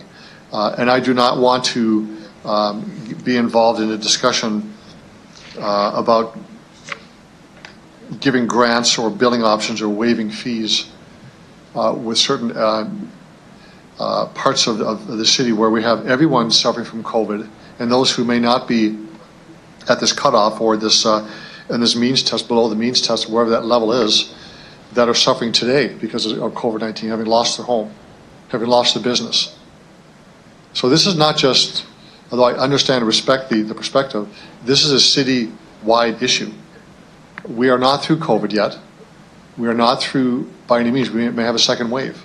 And there are many people that are suffering, and I know that those on low income are suffering too, I get that. That isn't a point of my question or my statement. So I would prefer that we look at what Councillor Fundura's report says, and then we can talk about how we look at affordability by targeting. It's a different philosophical approach, and I think that's where I'd like to go. I don't, if this motion passes, we'll do this, but I can't see the province who likes to download on municipalities taking up the charge to alleviate the financial burden of low-income residents. Now, they have the programs to do this. We are not, as a city, involved in income support in any way. That is not our mandate. It's not under the Cities Act. It actually supersedes our responsibility. So I understand this, but I have struggling with looking at this before we even have the main report back. I'll say the main report back from Councillor Fundura. I don't mind getting information, but this is a big debate. This is a philosophical debate. It moves us towards some people saying you may want to have a base tax involved. If you look at garbage collection, recycling, and now you get into a utility, which is a form of base tax. You're paying just what you get. This gets us down that road, and if you want to open that Pandora's box, let's do it then. So I think we need more information. I need more information, And before I would support this, I'd want to see the information back on Councilor Findura's motion to begin the discussion. From there, we can start peeling back what we want to do. But offering grants and billing options and waivers, to me, is in this time of huge economic uncertainty, I think is going to be more divisive than ultimately helpful. Other speakers to the report? Councillor Stevens, you want to close debate? You have 3 minutes on closing debate. Yes, thank you very much. So I guess just a couple points of clarification. I think the concern that some councillors are raising is that cross-subsidization, having one class pay for another. Well, today's agenda is loaded with that. We're phasing in or recommending the phase in of commercial taxes. There's a subsidization element of that. Grants are a subsidization. A lot of stuff that we do into community grants and other initiatives, a form of cross-subsidization. That's what we do. If you pay taxes, you're likely paying for a senior more than you're paying for yourself in the healthcare system. That's kind of how this society works in the public system. I guess I'm a bit struck. Every budget we talk about the hardship of seniors and property taxes. Well, about 9% of seniors in the city are low income and would feasibly benefit from this. So I was thinking, considering everything that council has said over the years, this would be an opportunity to kind of invest in those problems in a very accurate and meaningful way. Councillor Bresciani had asked about other municipalities. What I was able to find is that provinces like Ontario and British Columbia have, in some cases, offered supports for these particular kinds of initiatives. I think suggesting that the province just isn't going to do anything before we've talked about it is a bit, I think we should go ahead with this and ask administration. So again, we've talked about this issue at length at council over the last 4 years. This is an opportunity to actually put that money where we want it to go, and that is to support people. And I'm not sure what else we need in terms of understanding the water utility. We get public accounts, we have budget meetings about it. Unless there's talk of carving out some of those costs and putting it onto property taxes, we're going to see these rates go up. In fact, if you read some of the assessments from water experts, that's kind of where we're at. So there's no easy way around that costing. Anyways, I'll leave it at that. I think low-income residents in the city deserve it. Thank you very much, Councillor Stevens. I'd ask the clerk to do the recorded vote, please. Mr. Clerk. Thank you, Your Worship. Councillor Stevens, I will start with you, please. In support. Councillor Young. In support. Councillor Hawkins. In support. Councillor Bresciani. Opposed. Councillor Findura. In favor. Councillor Murray. Opposed. Councillor Bryce. Councillor O'Donnell. In favor. Councillor Mancinelli. In favor. Councillor Flagel. Yes. Mayor Fougere. A vote against. The motion passes 7-4, Your Worship. Thank you. Okay. So our last motion is Councillor Flagel, fencing setback regulations. The floor is yours. Thank you, and I bring this forward in defense of a lot of homeowners that were unaware of what's going on in some of their side yards. And the intention of this motion is to have it go back to Public Works for a broader discussion, because if I haven't driven through the city, most of the city through the last few months and before, it come to my attention that there are a lot of fences that are infringing on the bylaw, but they're not bothering anybody till you get a disgruntled neighbor that wants to cause issue, and then they phone us and we have to go in and tell them that in these particular cases that the fence is not 2 meters away from the curb and it needs to be moved because there's an easement there for utility or whatever the case might be. Generally, it's I think it's Sastel easement mostly, if I'm not mistaken. I don't know for sure. I didn't ask that, so I'll ask that of administration. But part of the problem is that, and as a realtor, I know this, is that when you get a house plan that's 30 years old, it does not show fence lines. It does not show lots of little things. And then they sell the house 10 years later. Somebody puts the fence up incorrectly, didn't know it. Then they sell that house 10 years later to somebody unknown, and now they've got a bylaw infraction on the fence. The way I'm seeing it is that we have these easements, and when we do, through my real estate, when we do a gas line inspection, as an example, and there's a deck over top of the gas line going to the backyard, Sask Energy writes a report, says this deck is in contravention of and unsafe. But at this particular time, we see it as not a safety hazard. If we need to get underneath the deck, we will remove the deck at the owner's expense.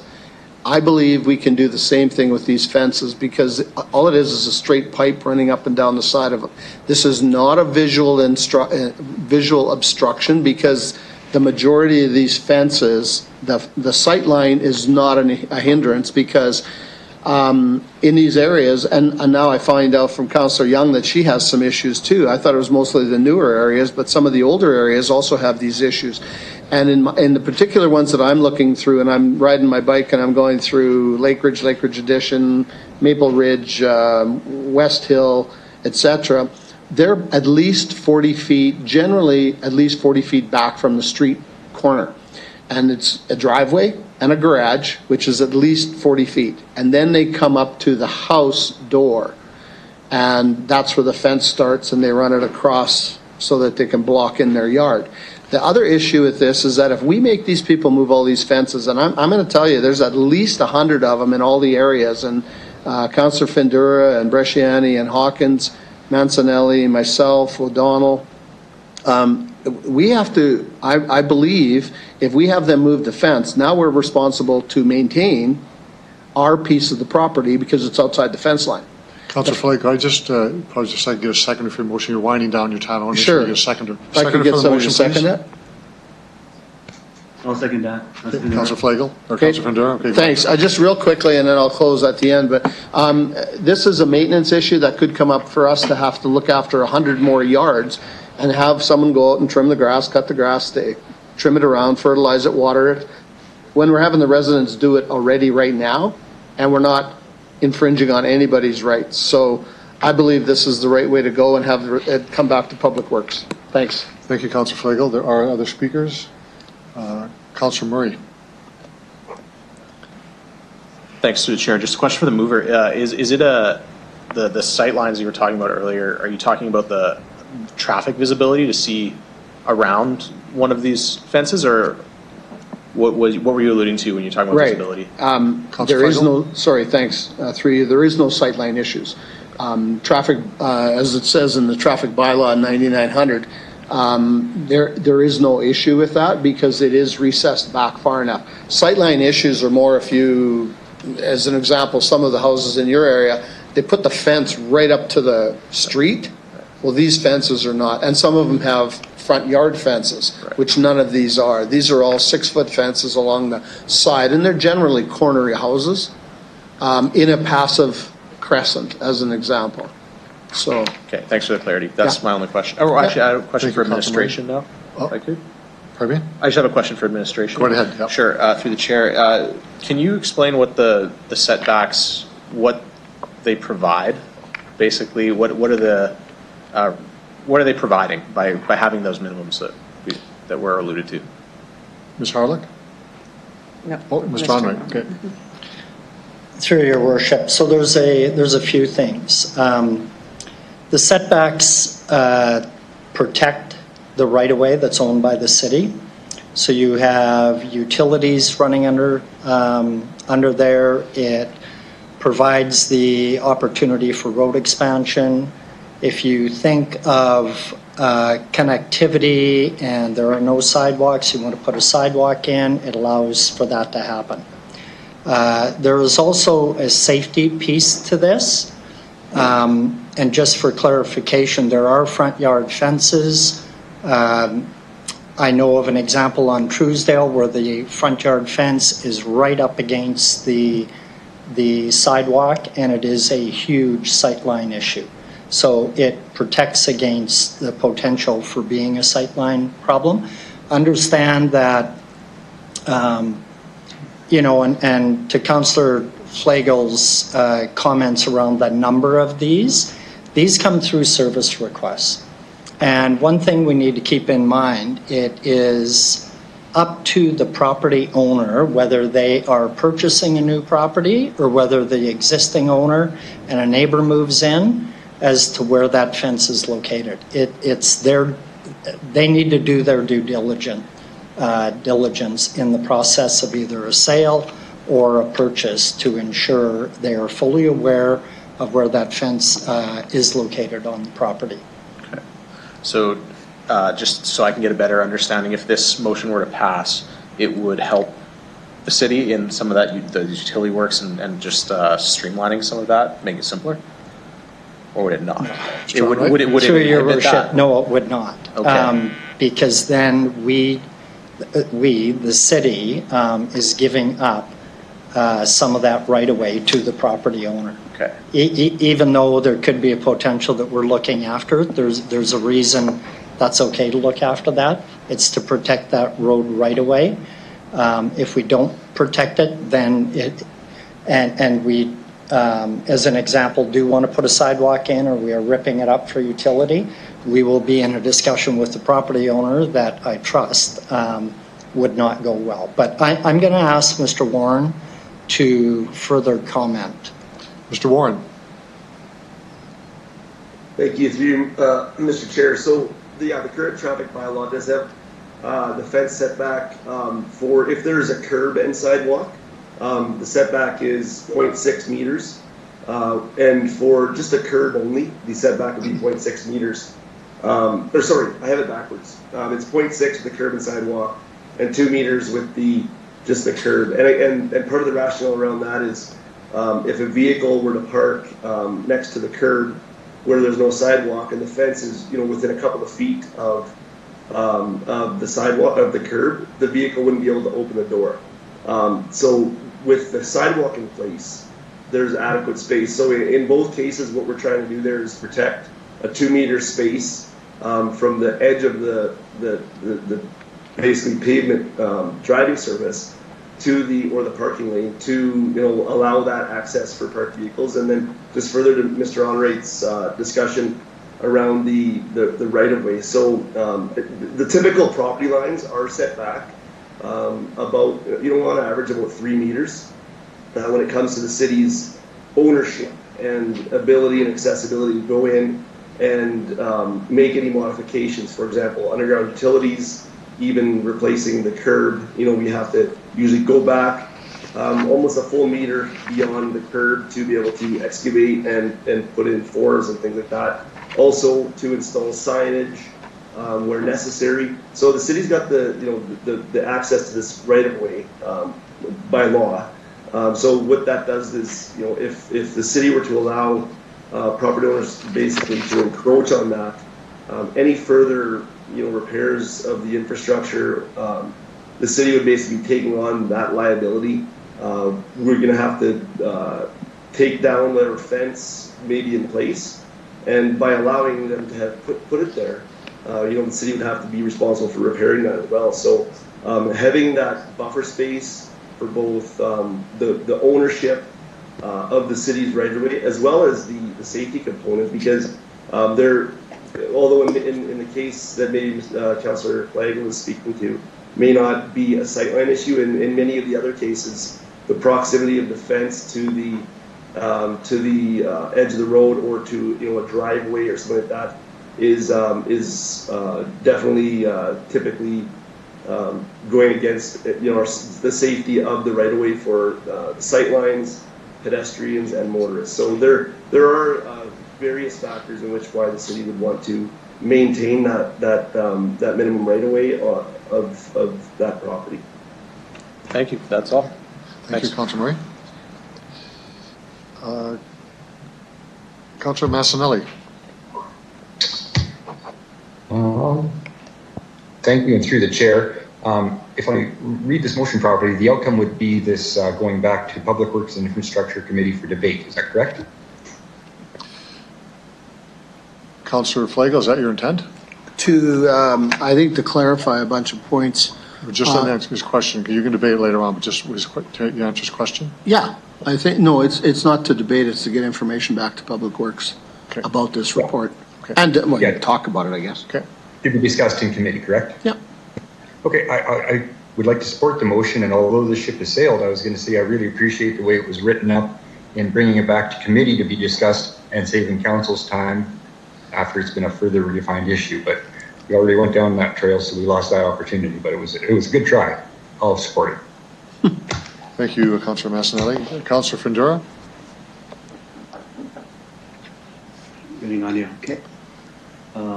There you go. Thank you, Worship. I had a question, but I don't think this applies to it. This is more of a sideline, corners. But I had a question. I think I'll leave that for Public Works. I was more talking about an easements between houses and things like that. So that's not part of this. I'll leave that to when we debate this in Public Works. Okay. Thanks, Councillor Fundura. Councillor Bryce. Thank you. I see the city solicitor has raised his hand, so I think you might want to respond to something first. I didn't hear that. You want to repeat that? It looks like the city solicitor has raised his hand to speak, but I don't think it's been recognized. Okay, I haven't seen. Okay. Mr. Weary.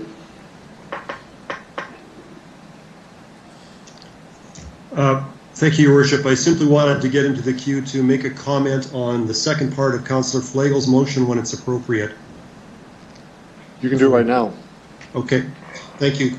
All of the comments thus far in the debate have been focused on the substantive part of the motion, which is number 1. Number 2 is recommending that all enforcement actions be suspended until council decides on this issue. Just wanted to state that we don't recommend that from an enforcement perspective. It sort of ties the hands of enforcement authority to exercise discretion. And finally, on a principal basis, you're asking council by way of resolution to go around a city bylaw which is currently in effect. So it might send some mixed messages to residents in the community. So it's not something that we typically do if we're considering amendments to bylaws. And so while council is certainly free to vote on the substantive issue in number 1 from an enforcement standpoint, we would recommend against number 2 going forward. Thanks. Thank you. Thank you for that. Councillor Bryce, you want to continue on? Sure, thanks. So I just want to clarify with administration, this bylaw is in place mainly for safety reasons and so that we have access to utilities when needed. Is that correct? Mr. Onright? Through your worship, that is correct. Okay, thank you. I just wanted to clarify that because if it's something that would go against the safety of the residents of Regina and cost us more to access the utilities, I do have a concern with that. Thank you. Thank you, Councillor Bryce. Councillor Bresciani. Thank you, Your Worship. One of the concerns, and I guess I'd like to ask the administration, have we had residents concerned with homeowners that have been allowed, somehow gotten through this, have gotten approval from the city to be allowed to extend it out past what's regulated, and have we had concerns regarding safety in that regard? Through you. Through your worship. Councillor Bresciani, can you just repeat the last part of your question? Sorry, yes. So have we had any complaints from residents? So I do know of the one on Truesdale that you do speak of because it was a safety concern regarding pedestrian safety. They could not see past the fence that was put up. And so when the city actually had to come out and put another piece of sidewalk so kids would not go and step across an intersection. I was wondering if we have had any others that somehow have been allowed to go on I guess, beyond and above what we've said is, our sightlines and the 6 meter. Have we had any complaints in that regard where it's become unsafe because homeowners have done that? Mr. Onrait. Through your worship, so I'll ask Mr. Warren to comment, and then maybe Mr. Weary can comment on the number of service requests or the number of times we send enforcement officers out into the field to check into these. Mr. Warren, go ahead. Thank you, through you, Mr. Chair. So the traffic bylaw does speak to the planting, the erection, the maintenance of keeping any plant, tree, fence, or any other obstruction, even including snow, in that setback location. So I know that we often do get complaints of not only fences but trees and hedges that are growing over top of a sidewalk, right? Restricting the access of a sidewalk or things like that. So the bylaw itself speaks to fences as well as other obstructions that may be present on the city's right-of-way.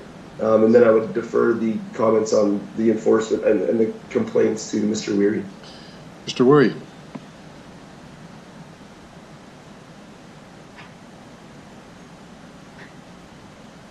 Thank you, Your Worship.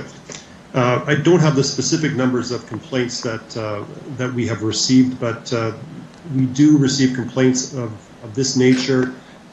We often will assess the complaints to determine if there is a public safety issue or a sightline issue because it is close to the roadway. So that is usually one of the primary considerations that we look at in terms of how to approach the enforcement.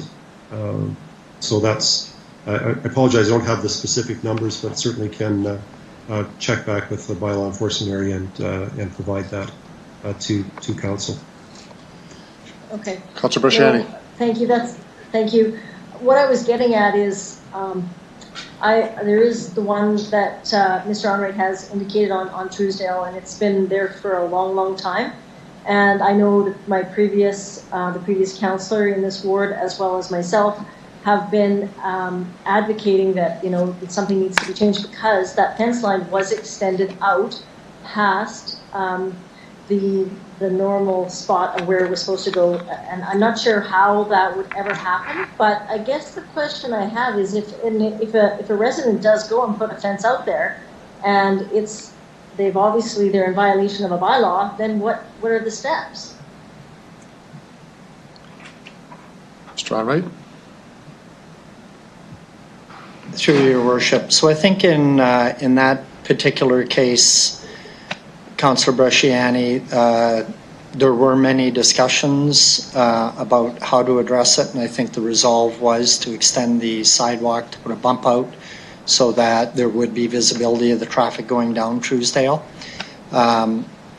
Moving forward, or where we are today, I think for the most part, enforcement goes out, has a discussion with the property owner, and tries to come to a resolve. Because in a lot of these instances, it could be during the transactional period. So it could be a buyer and a seller coming together and determining that the fence is not located within the property or on the property line. So in a lot of cases, there is a resolve that is able to be come to in terms of what to do with the fence. I'll ask Mr. Warren or Mr. Weary to comment further. I trust that in some cases the property owner takes the fence down and relocates the fence on the property line and off the right-of-way that the city owns. So I'll ask both administration officers to comment. Mr. Warren first. Thank you, through you, Mr. Chair. So I did spend some time in bylaw enforcement, and there were circumstances where we would, as Mr. Onrait mentioned, communicate with the resident and kind of try to find some common resolution. And there were some cases where either A, the property owner would relocate their fence, depending on, especially if it was a safety concern when it comes to the sightline issue. And there were other times where we would engage, with a internal forces or a city contractor to relocate that fence at the property owner's expense. So that I think has happened probably fewer than I would know, but Mr. Weary might have some additional information on that. Mr. Weary. Thank you, Your Worship. Yes, Mr. Warren's correct. That would be the sort of the, I guess, the worst case scenario for the resident is that we would give them a notice of violation, encourage them to voluntarily comply with the traffic bylaw. And if they choose not to do that, and we think that it's a circumstance that needs to be addressed in an expedited way because of public safety concerns, then we would, worst case scenario for the resident, go in and remedy the situation as we're allowed to do under the provisions of the Cities Act, and then add the cost of that repair to the owner's, the property owner's tax account. So that's the, I guess that's the where we can do that. And so to Councillor Flagle's suggestion around putting people on notice that they are not in compliance, similar to how Sask Energy or SaskTel might do it, that is another way that we can deal with less urgent or public safety concerns, is to put people on notice that their fence or their obstruction is not in compliance. And then if it's sometime in the future we do need, the city does need access to the property and does need to have the fence or structure taken down, at that stage we could then, it's not done voluntarily, then apply it to the tax roll as well. So that doesn't happen very often. Councillor Brashani? Okay. Thank you. Just one last comment. I just want to make sure I understand that, like, this moving the fence line out, would it not reduce the sight line in most cases, through the chair? Mr. Onright? Through your worship. In some cases it would. In some cases where it is running alongside the property line, so adjacent to the sidewalk or the roadway system, it would be more about protecting the road right of way. And as Mr. Warren indicated, if there is no sidewalk, it moves the fence line closer to where vehicles park, and that is not enough room to allow someone to open up a door, which would obviously push the parking of the vehicle into the driving lane, not the parking lane. So that would become a safety concern also. Good. I'll leave it there. Thank you very much. Thank you, Councillor Brashani. Councillor Stevens. Thank you. Question for the mover, Councillor Flagle. And I apologize, my feed was a little choppy there. I missed this after Mr. Weir had mentioned this, but would you consider removing in its entirety the second resolution? Councillor Flagle? Which is, That's, Councillor Stevens, that's the main one that I'm concerned with. More so than the sight line on the first one. I'd remove the first one before I'd remove the second one, because the second one is the meat. It's the 2 meters that we are going to have residents move their fence from the curb, move it in 6 feet, 2 meters, a little over 6 feet, at a cost of probably $3,000. And that was the other reason why I put in the freeze on the bylaw, if that's what you're talking about. Or are you talking about, are you talking, I'm sorry. The second motion. You're talking about suspension of the current pending. Yes. Part of that is, I guess let me explain that one now too, because I was getting into that one.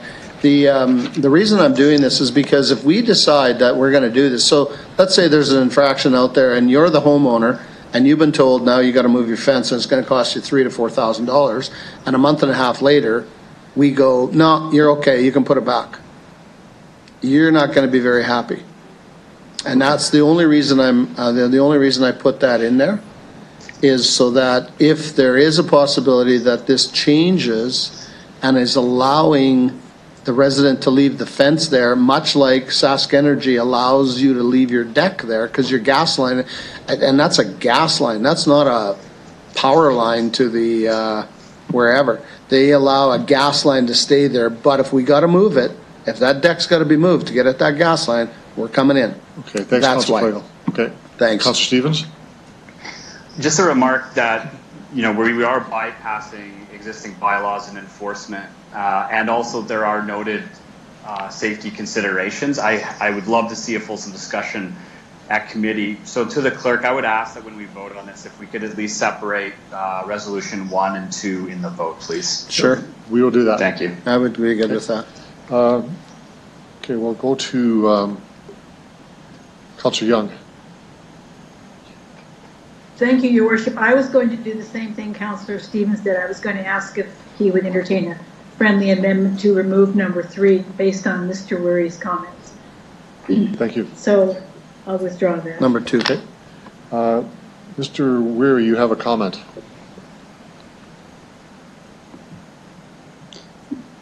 Your Worship, just to help with that issue on number 2 is the issue with it for administration is just that it completely eliminates discretion. If we are a month or 2 away from potentially changing a bylaw, administration does have the ability to look at individual cases. Part of the discretion is to perhaps cite someone for being not in compliance, but not taking immediate action on that. And we've done that for a number of different reasons over the past 3 or 4 months. So not to say that we wouldn't exercise discretion in certain cases in the time that it takes to consider Councillor Flagel's motion, but just we are concerned about making it absolute as Clause 2 indicates. Thank you. Thank you, Mr. Wurry. Any other speakers to the motion?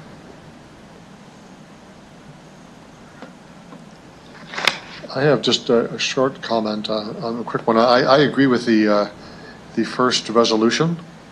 Certainly having a report back to Public Works would be fine, but I like the others, would like to have a separate vote on this second motion, which is the order of non-compliance violation. I think we should deal with the first one first and then not cause us difficulties on the second motion. So I would be in favor of that approach.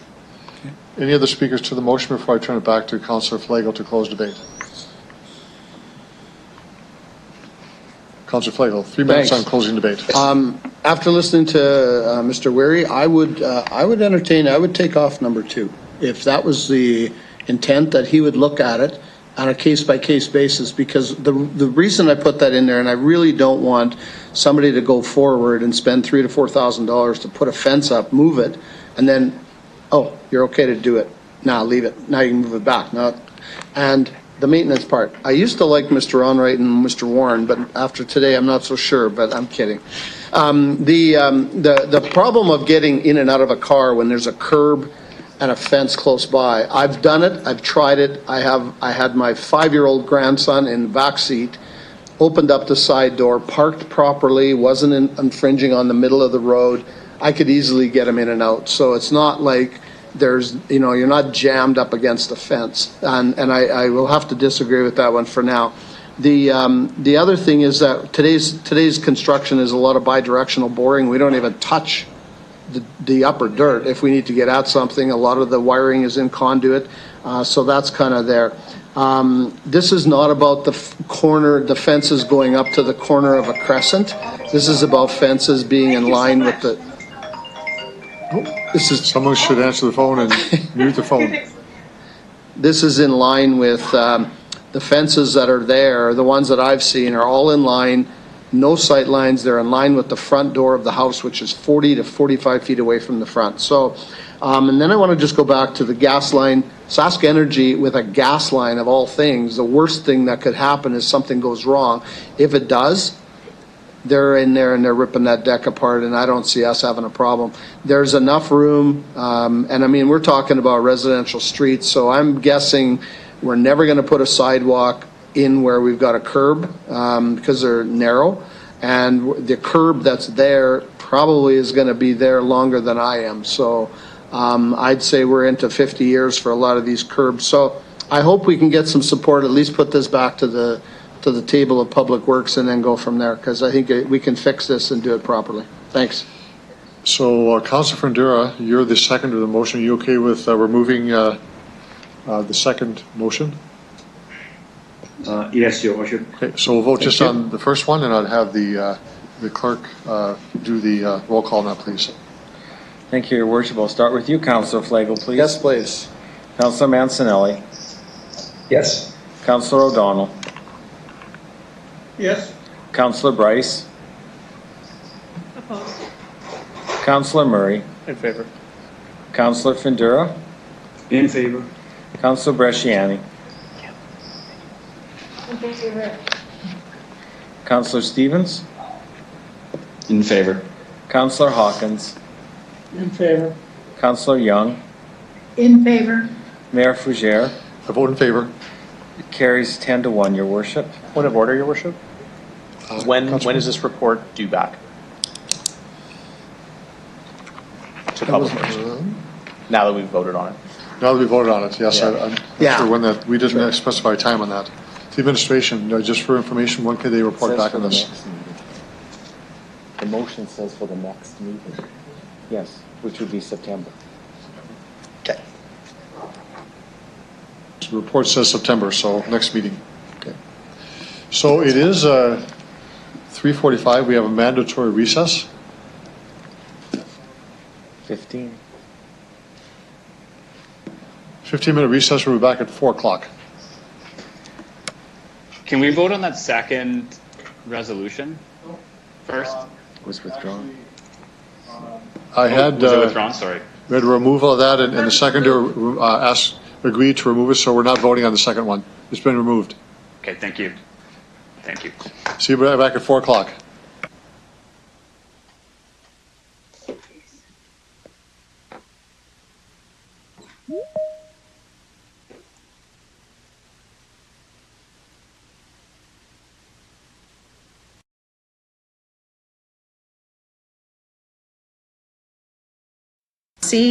It didn't weather very well this winter, and therefore we have to do concrete work and painting, and then of course filling.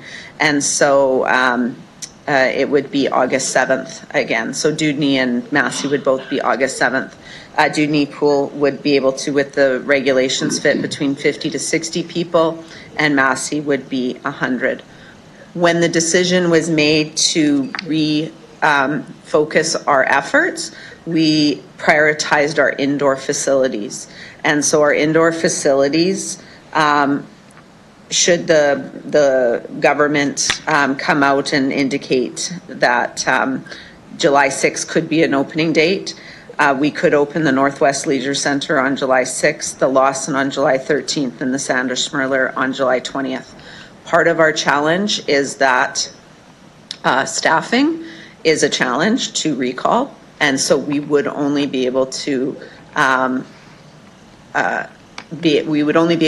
3 pools with current staffing levels and recalls, and then we would be able to open others as we are able to bring on more staff. Councilor Bresciani? Thank you to the chair. So if we're to look at Regent and Massey, Dudney, you said, does have a lot of work and actually could be open by August 7th as well? Through you, Ms. Harlock? Through you, Your Worship. That is correct. Region could be open July 17th, Dudney would be open August 7th, and Massey would be open August 7th also. But if those 3 pools were open, we wouldn't open any of our indoor pools. Ms. Harlock? Or sorry, Ms. Councilor Bresciani? Until we have enough staff that we could open them. Okay. So can I ask if we were to look at, what if time is of the essence here? That's the big thing. August 7th seems late.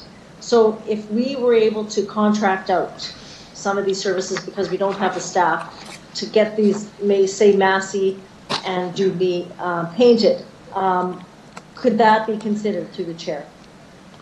Mr. Holden? So through Your Worship, I'll start and then maybe have Ms. Harlock provide the detail. So we've looked at the ability to contract some of the concrete repair and some of the painting. Obviously, today would be a new direction from council to move in that direction. So we would have to line up,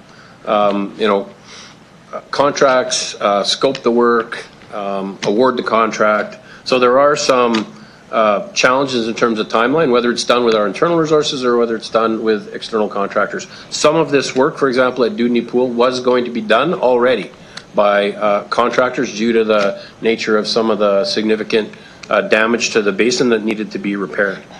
So it really, the other piece that Ms. Harlock spoke to is around the staffing. So obviously we made a decision not to recall staff.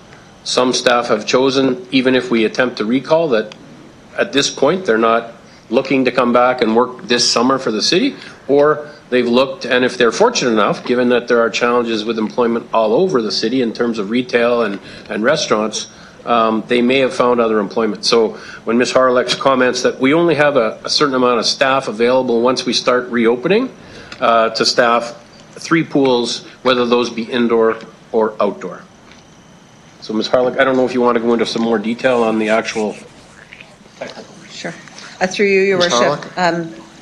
Mr. Holden provided a good explanation. Just to go into more detail, the contracting out, as Mr. Holden indicated, we are doing that for Dudney, and there will be some contracting out that we could do, but at the end of the day, actually putting out RFPs to do contracting would actually probably increase the timeline, because we have to follow proper procurement rules and RFP processes. So in that case, we have the staff to get this done internally, and we would look at if it was to move forward, we'd ensure that we would be able to get our current staff to get that completed. One of the things that I want to mention about these timelines, it is weather dependent, because if it is raining or anything like that, the painting might be put off. So these are tentative dates, earliest, should all of the weather cooperate. Councilor Brasciani? Okay.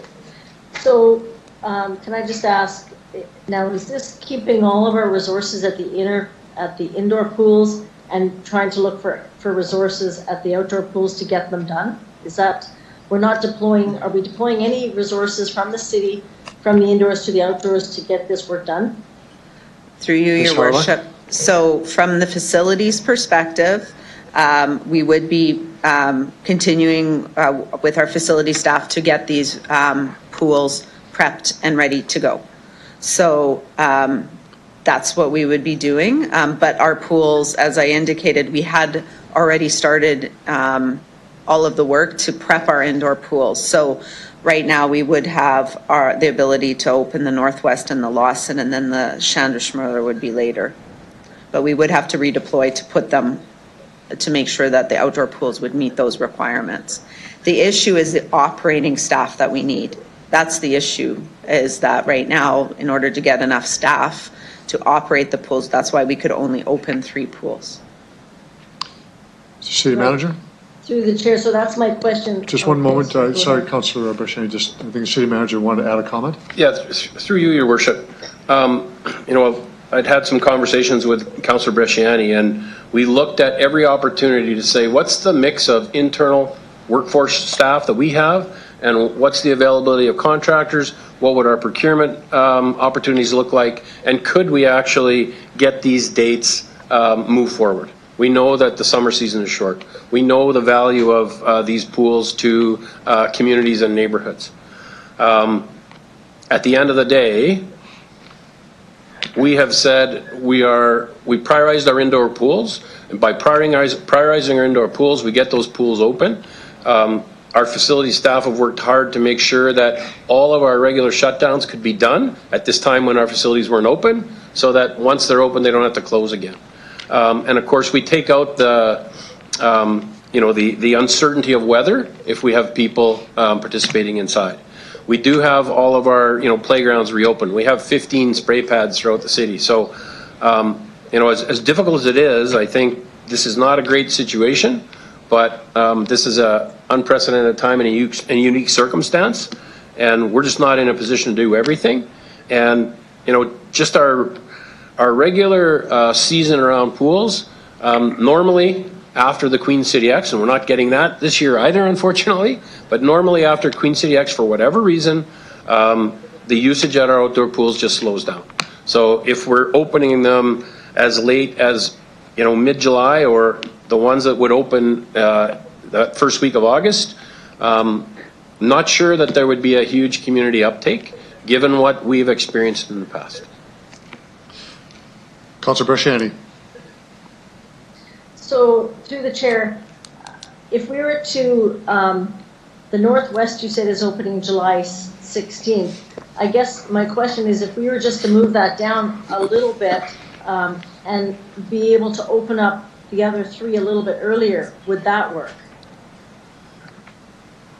Ms. Howard?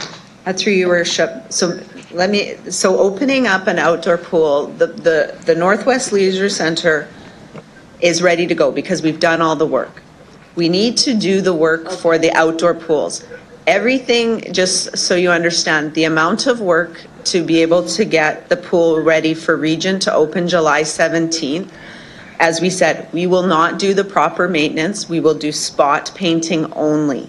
And that there's a huge curing time. Like we have to, like when you paint it, so we would do spot painting, and then there's a curing time, and then there's a whole time period that it takes to fill the pool. It can take upwards of 10 days to get the pool filled and balanced. So it's a very significant undertaking to get and prep a pool. So what, as I said, we have the capacity to keep the pool to maintain, or to, pardon me, to get the pools up and running. We could do that based on the timelines that we've given you. The contracting out, we've looked into it. Our facilities people have said it actually won't increase the time because there's still the whole process. If anything, it will increase the time because of the procurement to get contractors in. So these are the timelines. We've tried everything to try and speed it up because we know that the community and council would like to see the pools up and running. So our recommendation is that should a pool, if you want to open up an outdoor pool, our recommendation would be, our first recommendation would be to just keep the indoor pools, like keep the way we're going, because those can be opened soon. But if not, our recommendation is that we open 2 indoor facilities and the 1 outdoor facility. So because Northwest Leisure could be ready to open July 6th, provided the government gives us the go-ahead. And then the Lawson would be open July 13th, and then we would be able to open Regent on the 17th. And then other pools would come online when we can get staffing in place. So that would be the Schmerler would be the next, should we get enough resources. Councillor Brasciani, you have about 45 seconds left in your time. Thank you. So if we were to look at opening just 2 pools, 2 outdoor pools, would that move up the dates? So if Regent's a go, we know that's good between Massey and Dewdney. Say Massey moves, it moves up. Would that work? Ms. Howard. Through you, your worship, no, the dates won't change because each pool needs the time to do the work. That's why the dates are fixed. Regent, we're doing the least amount of works. July 17th is the earliest we can open it. Massey needs full repairs, painting, and all of that, and fill time. So does Dewdney. That's why they're August 7th. Nothing will speed up those times because the time to prep the pools is fixed. Councillor Brasciani. So, okay, well, I'll leave it for others to speak and then I'll get to close. Thank you. We'll go to Councillor Stevens next. Terrific. Thank you. Thank you, administration, for the report that you put to council's attention here. It looks like option 3 is the most feasible. My concern about just Regent is actually accessibility and services for typically young people in North Central. So if we just go with Regent Pool, can you walk me through what kind of structured programming, transit, and leisure pass options you would offer to residents, particularly in North Central and other areas, to ensure that they actually get to these indoor and outdoor facilities? Ms. Harlock? Through you, Your Worship. So what we would offer is that we would have free access citywide to Regent Pool, because the loss in revenue of 6 weeks or so would be about 20 to 24,000. This would replace the former free Dudney Pool option and would meet the needs of that community. We would provide direct transit route to Dudney, or pardon me, to Regent from a close proximity to the Dudney Pool to get the kids in that area through there. And we'd also look at what the heritage neighborhood would look like, being able to do that similar to what we did with Wascana. And I believe we had passes there, so we would look at that. We'd have to work out the details. And then the Lawson Aquatic Center is roughly half a kilometer from the current Dudney Pool.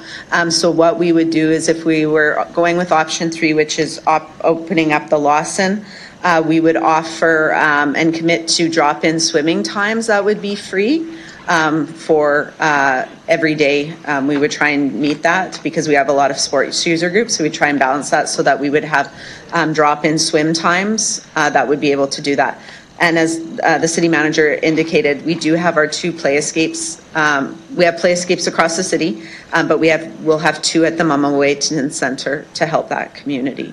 So we feel that if that option was there, we would be able to provide this, and it would be a benefit to all of to the whole city, with the region being free this year, and the opportunity for the Lawson also for those very specific pool times. Councillor Stevens? Beautiful. Yes, thank you, through your worship. I'd like to put option 3 on the table as the recommendation that we advance. And just, I guess, a couple follow-up questions. So between July 6th, we have the 13th, the Lawson, and then the Regent Pool on the 17th. Administration in that time would then be preparing communications. It would be preparing a strategy, a support system, et cetera, to ensure that everybody knows about it and could get access to these pools. So it seems like we can do this financially and logistically. The final recommendation here talks about the Sandra Schmiller Leisure Center opening as resources allow. Could I get some clarification? So let's say we are on schedule. We open Regent July 17th. At that point, you would just redeploy those staff to Sandra Schmiller. Is that correct? And get that online? Ms. Harlock? Through you, Your Worship. So it would be recalling enough staff to be able to keep that facility open. So it's not redeploying. The facility staff are all doing their stuff, and then once that they're done, it's all of our leisure staff that are operating the facility, well, and facility staff keeping things going too on the background from the operations side. But that would be what we would be doing, is trying to recall more staff to be able to open up. And you're absolutely right, it would be the Sandra Schmiller Leisure Center. Okay. So on a point of order, before I give you the floor again, the reference you're making to is not on the floor. It's a memo that was distributed to members of council prior to. So if you're saying you want to move in that direction, Council, you need to actually put a motion on the floor. It would be an amendment to the main motion. So everyone's clear, including the audience listening, what you're actually saying. So I'll read that out. Yes, please do it. And we're going to put up on the screen as we do it too, so people can understand what this is. So no one knows at this moment what option 3 is, and that is actually 2 indoor pool facilities and 1 outdoor pool. Northwest Leisure Center on July 6th, Lawson Center July 13th, and Regent Pool July 17th. That is what you're proposing, but we'll get this on the screen. So I just want to have people wait for a moment so we have clarity. Well, I got the city manager. Through your worship, just want to remind council that when we say we would open the Northwest on July 6th, that's our crystal ball given how we have seen the government manage the Reopen Saskatchewan. So phase 4 part 2, which is our indoor pools, has not been announced yet, but we're anticipating that around July 6th will be the date. So if we get surprised and it's a later time frame, then obviously we won't be able to open those on July 6th. So understood. Okay. Understood. Okay. Thank you. So I'll give you the floor. Go ahead. Okay, thank you. I'll just leave that out there. One thing I will note is that the south end of the city is at a disadvantage in not having any aquatic facilities. So I'll allow council should discuss that, but this seems to be the most feasible plan. But again, it does omit the south end of the city in terms of aquatic facilities for the foreseeable future. I'll pass it off. Okay. Thank you for that. And I'll go to Councillor O'Donnell. Sorry, just one moment. Okay. So the Deputy Clerk will now share the motion with Council. And I'm going to require a seconder for that motion. Councillor Murray? Okay. Councillor O'Donnell, you're next, just once we get the motion on the screen. Thank you.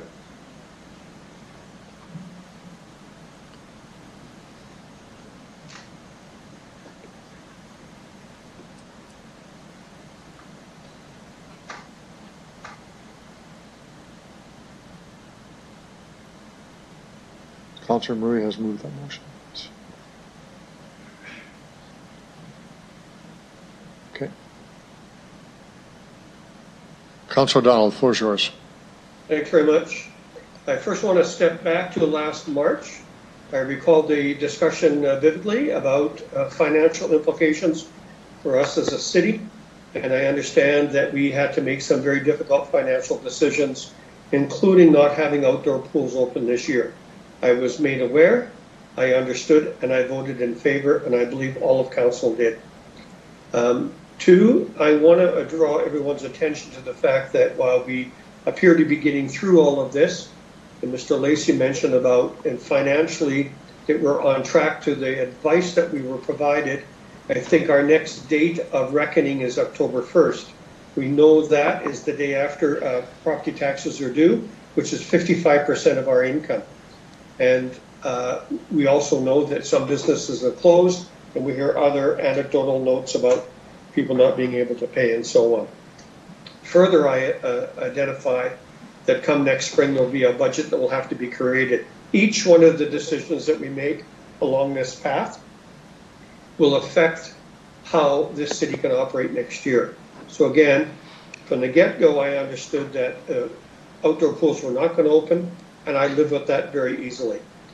Can I ask for, based on the motion that is now on the floor, what the cost is? And based on what the cost is, where's the money coming from? To the administration. Ms. Harlock? Through you, Your Worship, the cost would be approximately $200,000 to open up Regent. The indoor pools are in our budgets. This, we would have to look at I'll let Mr. Lacey take it. Mr. Lacey. Through you, Your Worship. So, as part of forecasting the costs of COVID-19, in April we had indicated that the range of the impact on the city would be between $12 million and $20.7 million. And our most recent forecast is still tracking there at $17.7 million impact on the city financially because of COVID-19. When we brought that impact forward to council, council did approve a number of measures that administration was undertaking and proposing to basically cover off that projected negative financial impact. And so that included things like vacancy management, freezing hiring except for essential positions, and a number of other expenditure reductions, you'll recall. As well, there were a number of capital projects that were planned for this year that council also, because of COVID-19, we didn't proceed ahead with them, and council indicated at that point in time that those funds needed to be reallocated to deal with the costs of COVID-19, that we would pull from those funds. So essentially what this decision, if council chooses to open a number of these outdoor pools, when we had factored in our forecasted cost, we had factored in the savings associated with not opening those pools. So it would have cost us dollars to open the pools. Because we had not planned to open them, we made the assumption we could use some of those savings to offset the COVID-19 impacts. So it was built already into that 17.7 million number I referred to. So if council decides to approve it, what that means is that our forecast will go up by that amount. Because we're still within that $20.7 million amount that we had come up with an action plan for, we will cover it through. It will be capital that won't go ahead this year, that will reallocate to these operating costs. So I think the bottom line message I would leave is that as council makes decisions, both on the revenue side but on the expenditure side, it impacts the overall financial impact of COVID-19. We'll manage that within those actions that we had indicated to you. All it does is just reduces future flexibility. And as I'd mentioned before, Councillor has raised the matter that on September 30th, taxes are due. We'll see what happens then. And so we haven't forecasted any of that impact into our numbers. So it just reduces future financial flexibility. Councillor Donald? Thanks, Mr. Mayor. I appreciate the response. For clarity, can I ask Mr. Lacey if they factored in opening the indoor facilities this early, or were they factored into opening later in the summer? Mr. Lacey. Through you, Your Worship, I believe it was later in the summer. I will ask Ms. Schultz if she has any additional information on what assumptions we made with respect to the indoor pools in our forecast. Ms. Schultz. Through you, Your Worship, I don't have that the detail right in front of me right now, but it was later in the year, and I can find that. Councillor Donald. Thank you. I caution council to be conscious of the financial impact and the flexibility that will not be there in the future. We all understand that come the fall, we may be getting some very poor news from people who are being impacted. I may, as a note, I want to think about this, opening the indoor pools at least makes sense to me. I may ask for the region pool to be separated on a vote. I may ask that later. Thanks for the time. Thank you, Councillor Donald. Councillor Bryce. Thank you. I do think it's important to open the pools, specifically outdoor pool as well, because people aren't able to go away for holidays this year. Kids have been cooped up in their houses forever. Well, not forever, but since March. I think for their physical and mental health and the mental health of their parents, I think we need to provide things for kids to do this summer, including outdoor pools. So I'm in favor of this and strongly in favor of this. I understand the financial implications as well, and thank you, Councillor O'Donnell, for bringing that up again. It will have implications, but I think that there are times when we need to provide something like this, and this is the year to do that. So I'm just going to leave it at that, but I'm strongly in agreement with opening the pools. Thank you, Councillor Bryce. Councillor Flagel. Thanks. And yeah, I believe this as well. And going back a bit, it was always about the physical and mental health of all of our residents, and this is another piece of that pie. What I'm wondering about is that could you go through what if we open the Lawson? Are we going to have a fee structure, or are we going to have a free-for-all, first 90 in get to play, next 90 in get to play?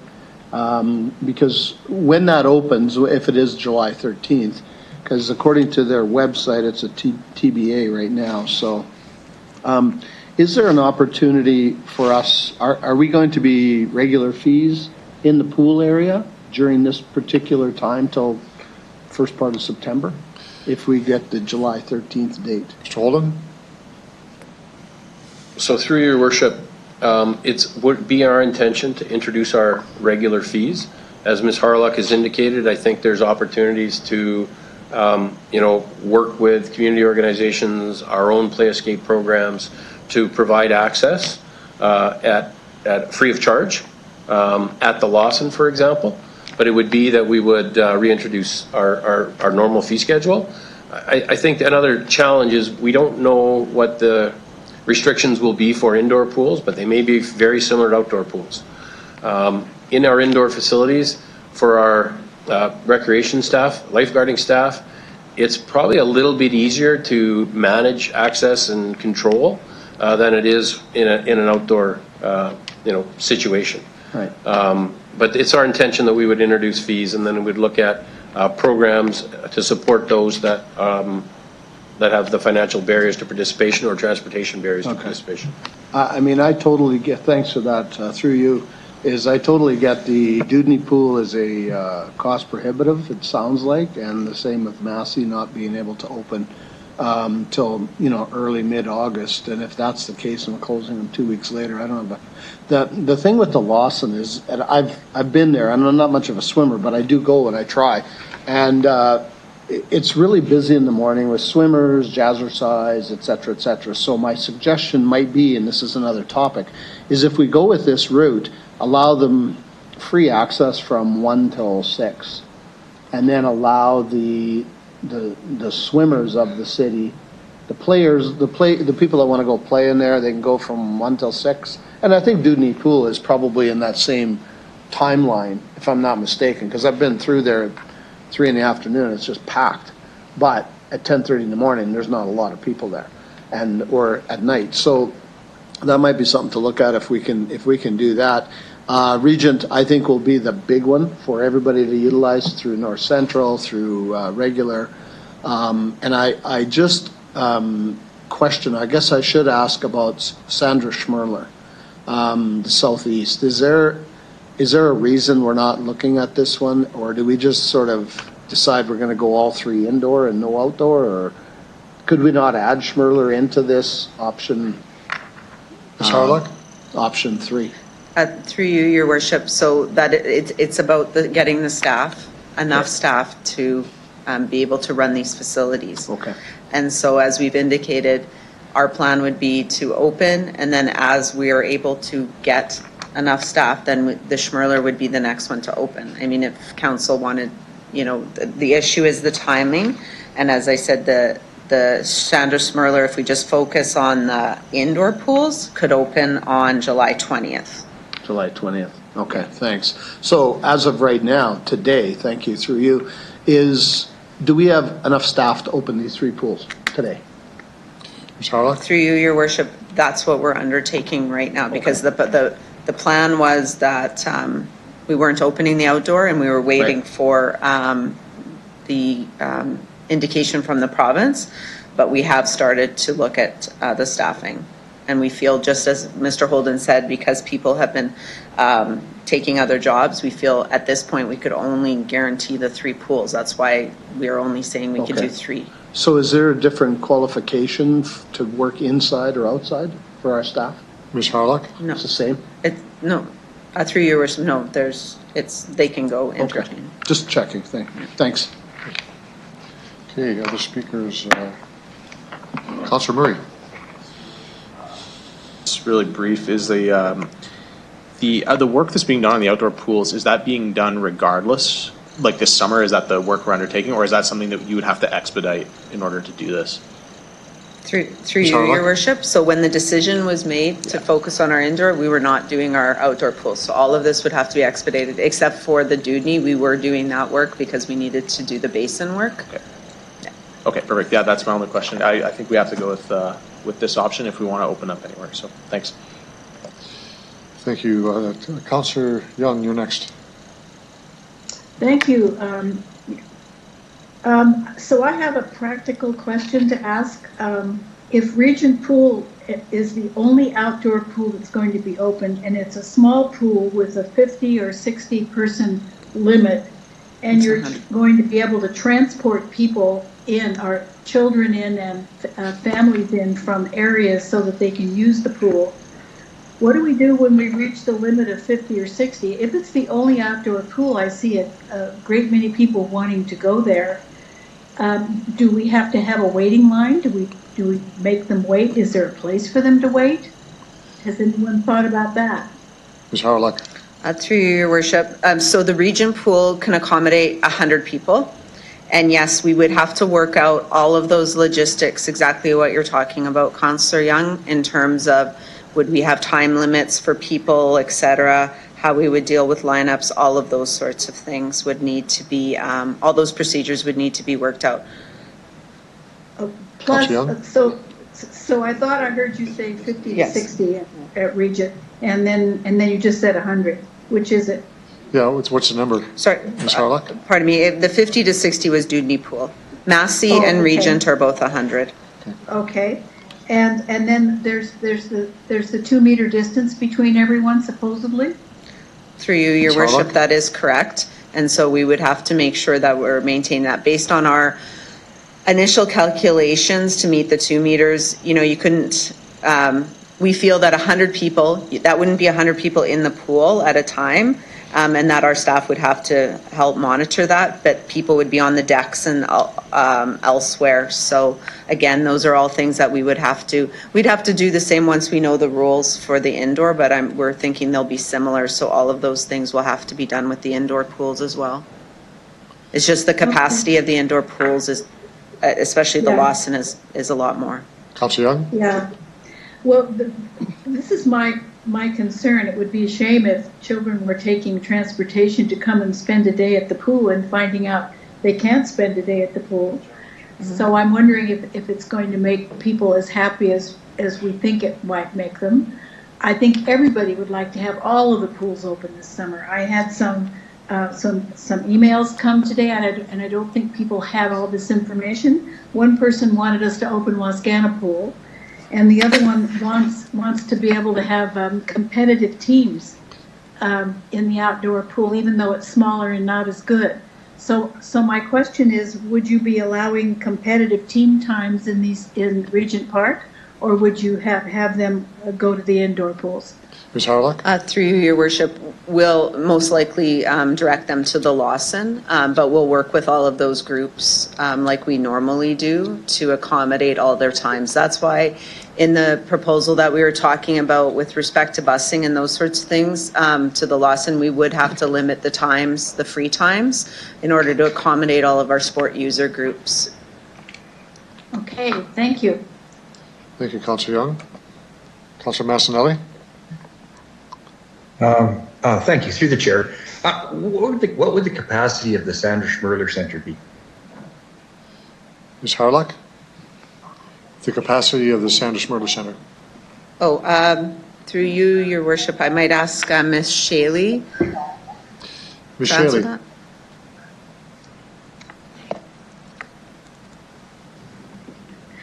Through you, Your Worship, the capacity of the Sandra Schmerler is typically 300.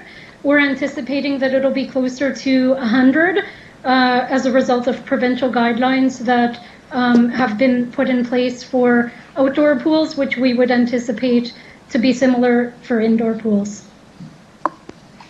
Okay, thank you. I think I was in this much like Councillor Young in the practicality of the whole issue.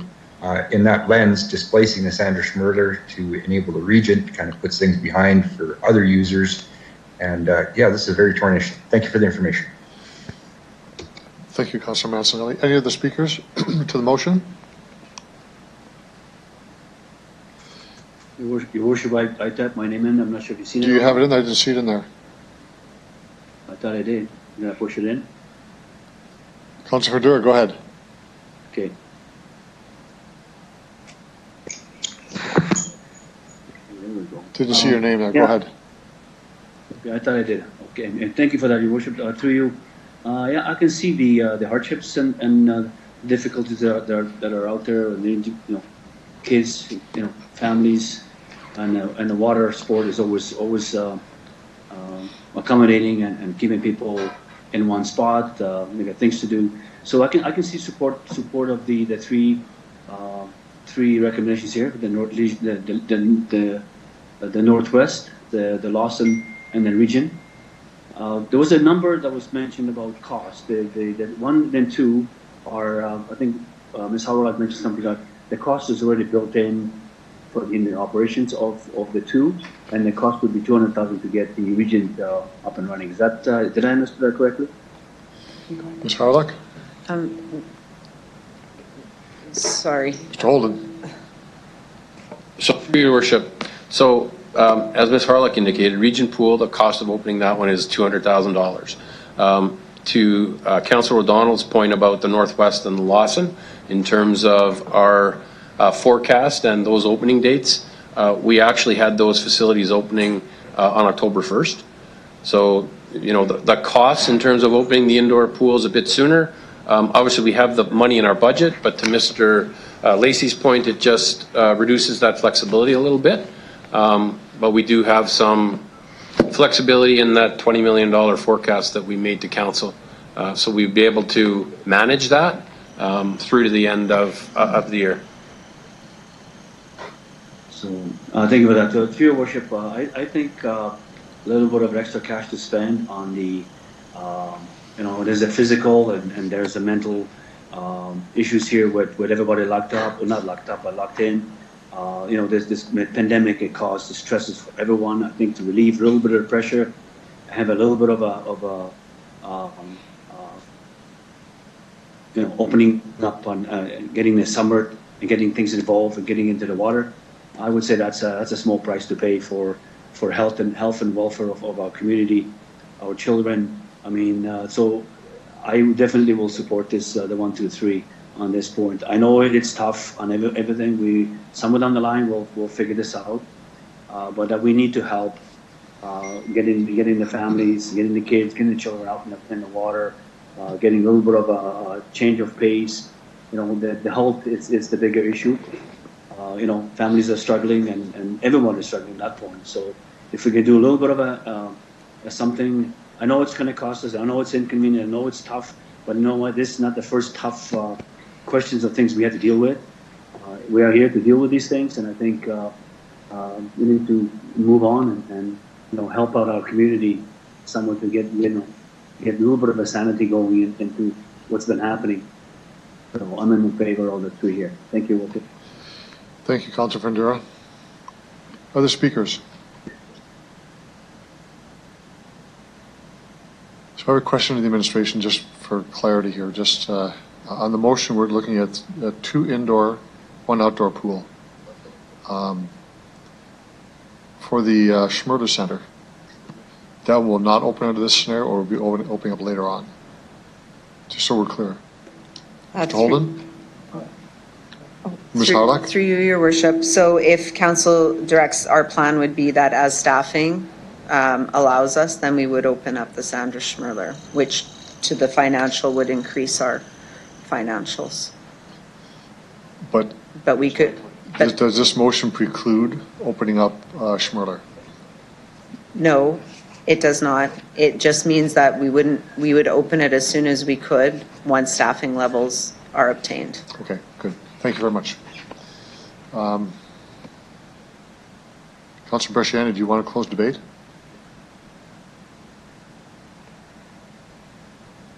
Yes, I do, Your Worship.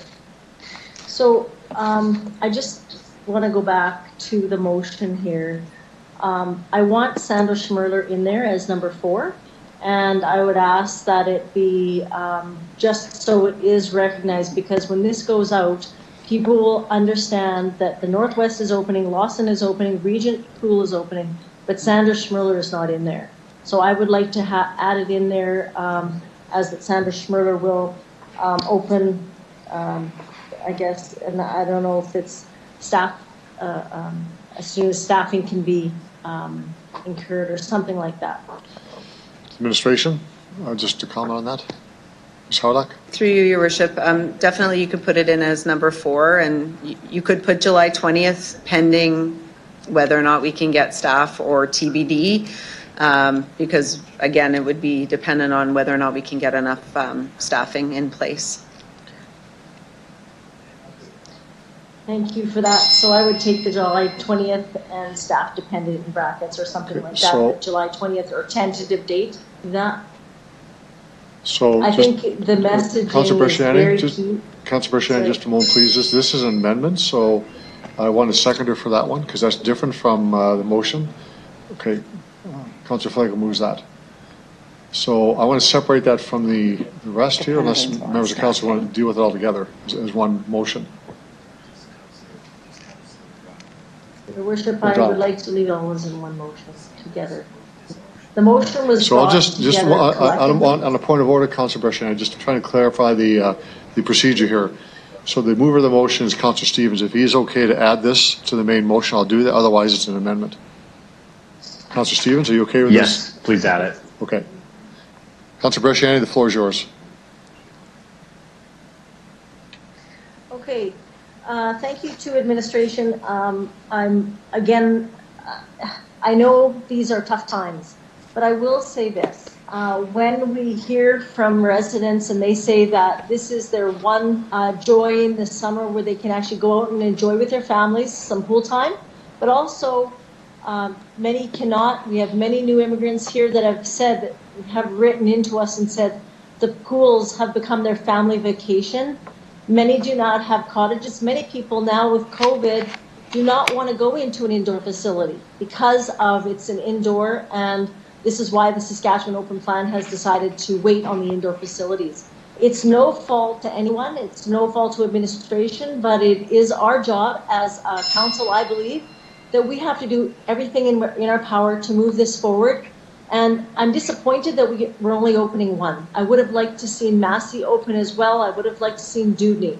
August 7th is not workable to me. I know that's not financially the best investment, but I will say this.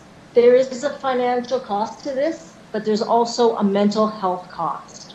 And to me, this is opening our pools, and I'm learning as a counselor that we maybe could have gone back and said, let's just be ready just in case. What does that mean? I've learned a lot about pools in this last week. I've done a lot of reading, but I'll tell you, there's something as a kid to get out and enjoy the summers, our youth to go out and play. Yes, there's spray pads, but guess what? 15, 16, 17-year-olds, when they're the spray pads, that's not really what we want. We want them to be enjoying our pools. So I ask for council to support this. And I understand that there will be a little bit of a financial impact to this it's indicated, but I think, again, it's absolutely overweight when we consider the mental health benefits, going out, having recreation, and enjoying our summers. I'll leave it there. Thank you, Councilor Brasciani. You've closed debates, so I would ask for... Go ahead. Thank you. Councilor Flagel? I was confused a bit, so I thought we were I was going to second the main motion, but I would like Councilor Murray to, if he would be, he seconded the motion by Councilor Stevens. Mm-hmm. If I could retract my name and if Councilor Murray would take it, just in consistency with this. Sure. That's You're good? for the record. Yeah, That's fine. I thought we were talking about the first one, so. Okay. Okay, thanks. So, to the clerk, recorded vote, please. Thank you. Councillor Stevens, I will begin with you. Actually, just a point, I think Councillor O'Donnell asked for a separation of votes. Councillor O'Donnell, do you still want to do that? If I could ask for a separate vote on the region pool, I would be pleased. Thank you. We'll do that. So we'll vote on 1, 2, and 4. Okay, so Councillor Stevens, I will begin with you, and this is with respect to 1, 2, and 4. Yes. Councillor Young, Yes. Councillor Hawkins, In favor. Councillor Bresciani, In favor. Councillor Findura, In favor. Councillor Murray, Councillor Bryce, In favor. Councillor O'Donnell, In favor. Councillor Mancinelli, Yes. Councillor Flagel, Yes. Mayor Fougere. I vote yes. That portion passes unanimously, Your Worship. So we'll go to Region Park, Region Pool number 3. Again, I will start with you, Councillor Stevens, if I might. Yes. Councillor Hawkins, In favor. Councillor Young, In favor. Councillor Flagel. Yes. Councillor Mancinelli. Opposed. Councillor O'Donnell. Opposed? Councillor Bryce. In favor. Councillor Murray. In favor. Councillor Findura. In favor. Councillor Bresciani. In favor. Mayor Fougere. I vote yes. And number 3 is carried by a vote of 9-2, Your Worship. Thank you very much, Mr. Clerk. Thanks, everyone. So we will go back to the front of our agenda. And we have lost a delegation during our week here. So Judith Versuk is no longer... We've lost a delegation right now, so we just so people know that. We will start at the beginning of the agenda, and we will begin with our first delegation, Chad Jedlick and Blair Forster.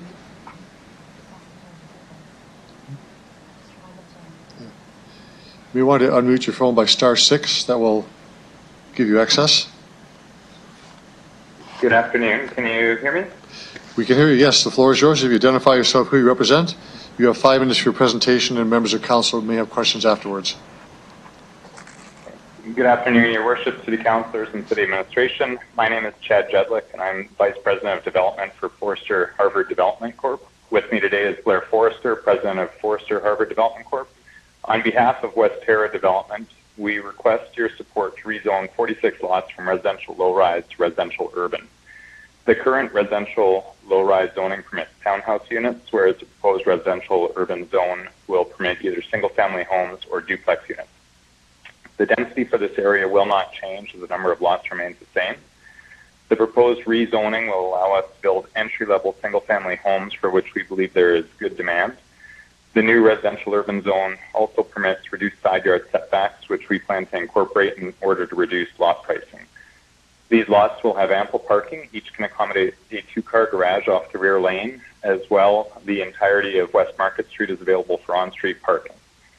The main driver behind this rezoning is the lack of demand for the live-work units originally contemplated for the street. We tried with multiple builders over the past 4 years to get the live-work product constructed, but due to the requirement that basement suites meet commercial building code, the project selling price always seemed to exceed what we felt the market would bear. We think the live-work units are a great product, but they will likely need to be in a mature neighborhood to be saleable. West Terra still has a good inventory of townhouse lots and duplex lots, but we are essentially out of single-family home lots. This rezoning will allow us to complete another stage of development in the first phase. We expect to start construction of homes this year, which will bring more residents into the community and help us attract retailers to the site. The benefits to the city come as homes are built and property taxes increase. As well, the delivery of municipal services becomes more efficient as more areas of the first phase are completed. Thank you for your time on this matter. We're available to answer any questions you may have.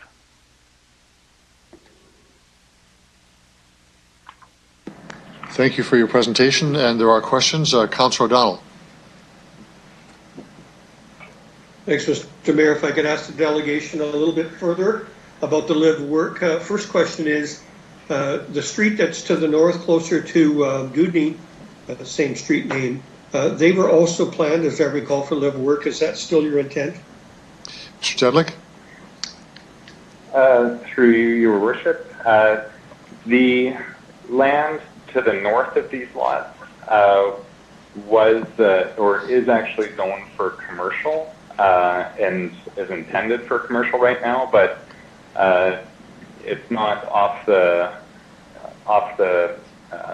sort of realm of possibilities that we could incorporate live work there. We certainly are a big advocate of the product type, but we simply weren't able to find any builder partners to work with that would actually be able to bring this product to market. So it's not something that's contemplated right now, but we certainly do like the product still. Yeah, and I might add to that. Through you, Your Worship, to Councillor O'Donnell's question. The west side of West Market Street, just south of Dudney Avenue, incorporates directly with our our neighborhood commercial node. So I would expect that we probably wouldn't do something on the live work there, but the east side interfaces directly with some residential on the back. The lot sizes are consistent with the lot sizes that were south of Canola, which is the block that we're talking about here.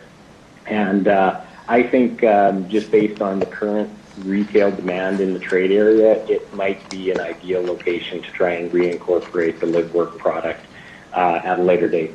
This was a product type that was identified specifically in the OCP, and one that we think has tremendous merit. The maturity of the subdivision, though, we found is going to be critical in getting market acceptance for the product type. As you and all of Council are well aware, we're significant commercial retail developers in Western Canada, and one of the aspects that was of interest to us was this also provided a cottage industry feeder system for getting small business into a trade area, hopefully getting them established, and maybe eventually having them graduate to more traditional retail spaces within the community. So it's still one we're very intrigued by. It's just the market demand and the cost just made it uneconomic, and quite frankly, we weren't just able to pull it off in this area. Councillor Donald. Thank you, Mr. Mayor. To the comments by Mr. Forster, I appreciate hearing that. I think at a time when more people are working at home, there's got to be some interest in something like this along the way, so please don't give up. My last question simply is, part of the statement you opening made was about starting development this year. Could you just comment about demand for single-family housing, at least in your area? Mr. Jedlick or Mr. Forster? Through your worship, through the course of the first phase of development, we've actually seen good demand for single-family housing, and that may have to do with the fact that transit hasn't been out there, and people that are able to live in that area, typically have to drive themselves. So for that reason, we've actually sold through the majority of our single-family lots there, but we still do have some duplex and townhomes. The current market right now is very slow, but what we're intending with this product type is to try to take advantage of the new zoning bylaw with reduced side yard setback to try and bring out a product that's more affordable and entry level for single family. Okay, I'm good. Thanks very much. Good luck. Thank you, Councillor Donald. Councillor Bresciani.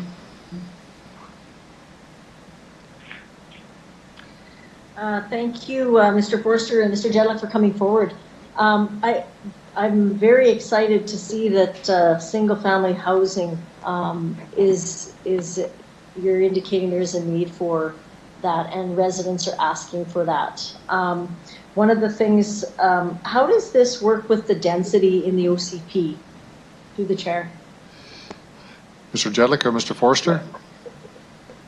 Through you, your worship, the density remains about the same based on the number of lots.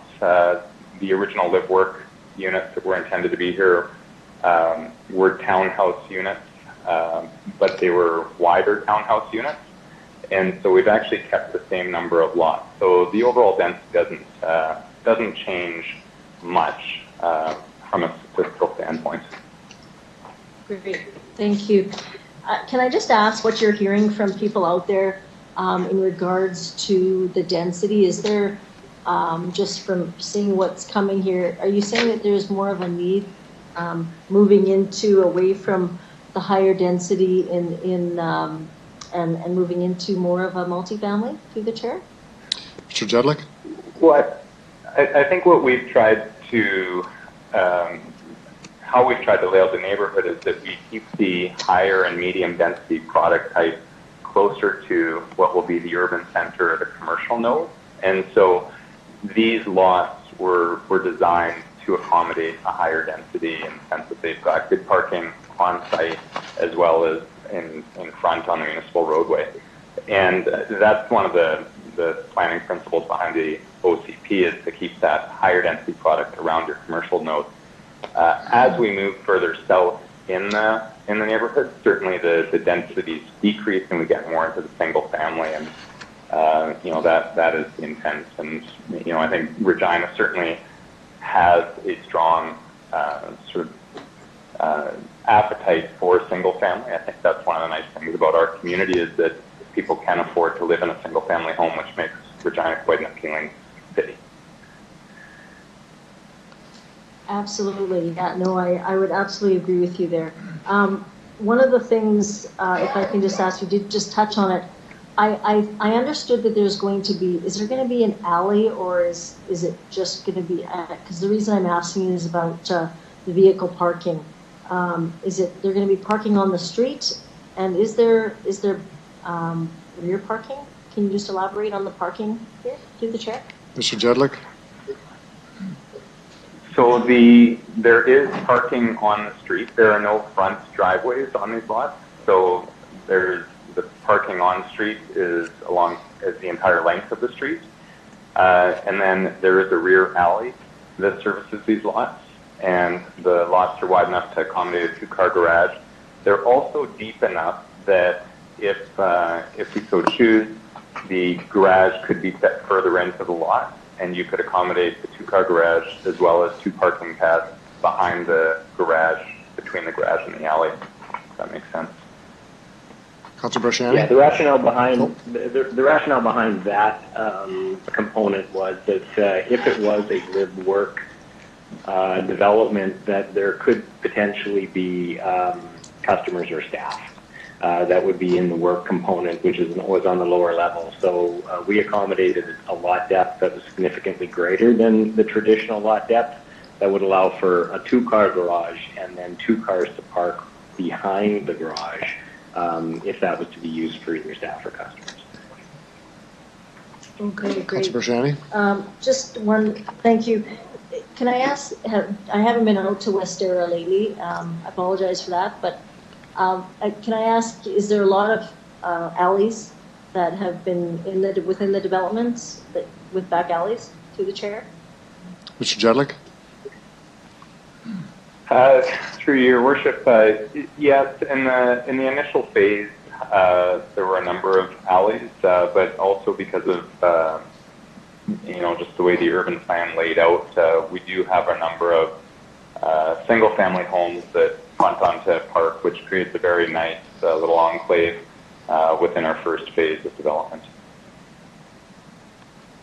Excellent. Okay, and the last question I do have is for you is regarding a lot of the new areas, and not just, but when we're talking about development, we're asking some of the things that are raised are where garbage is going to be stored and also where garbage is going to be picked up.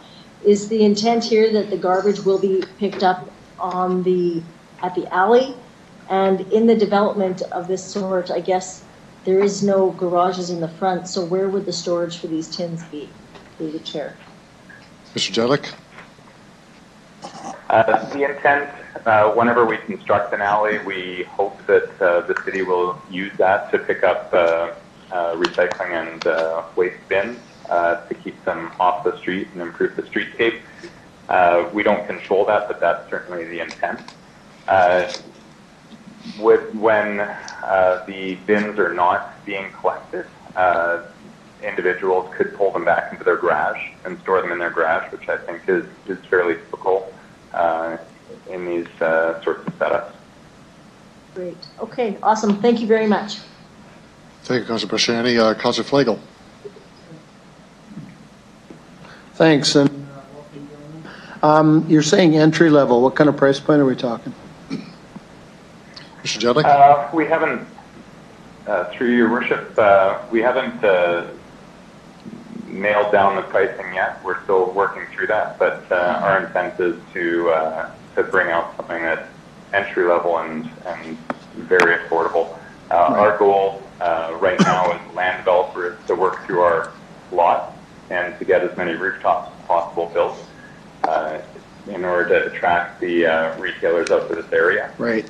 So we're quite motivated to move through these lots. Thanks. Through you is, are you going to build a bunch of spec homes, or are you going to wait and sell and then build, or how's that going to work for your builder? Mr. Jedlick?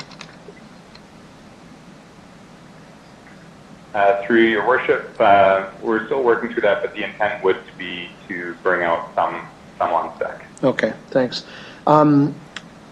Quick little commercial for you guys. Is there any carrot you want to dangle out to potential buyers? Like, what's coming out there? Like, commercially, like what's going to entice somebody to want to come out to Westera besides a great home? But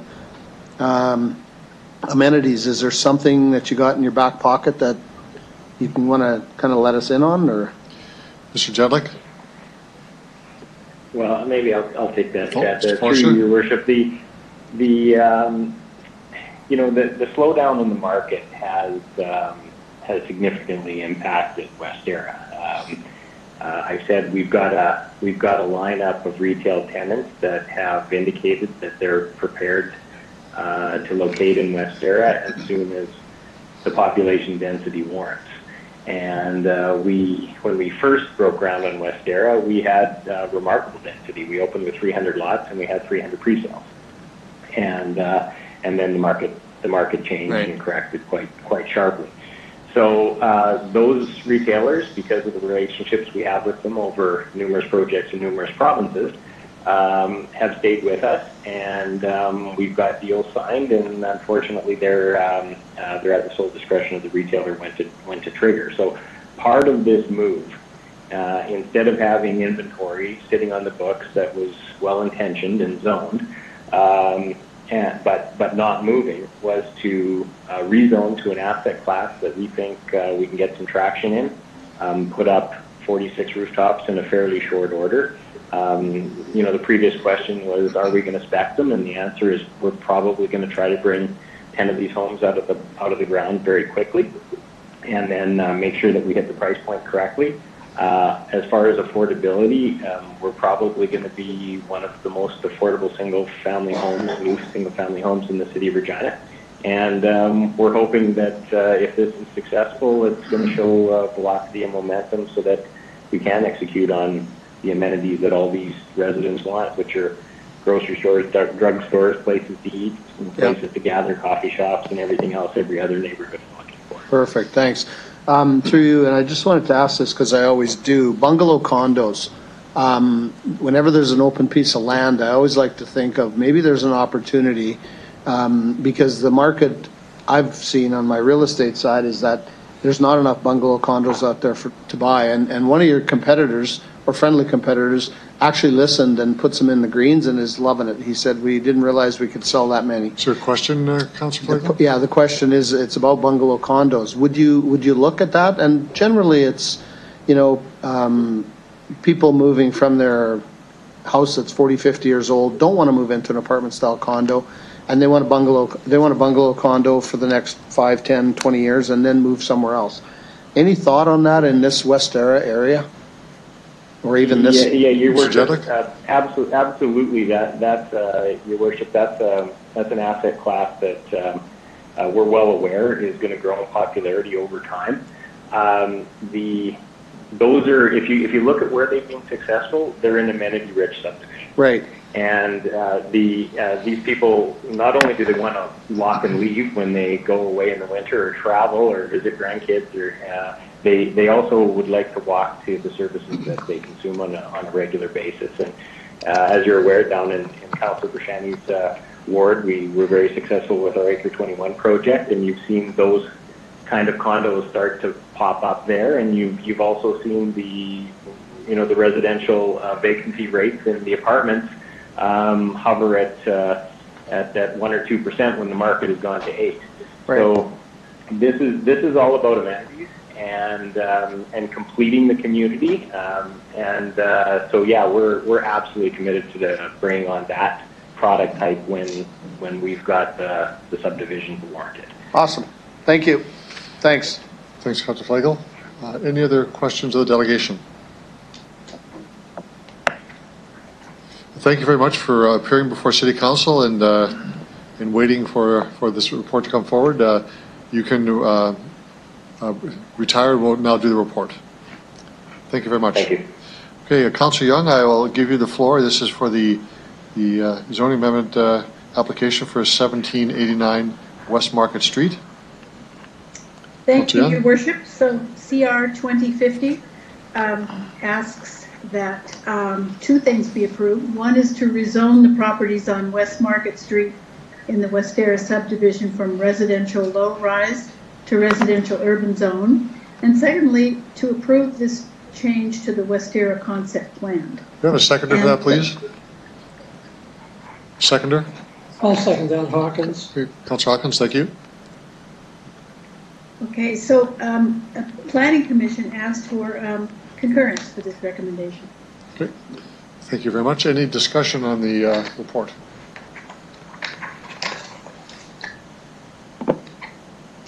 Councillor Massanelli.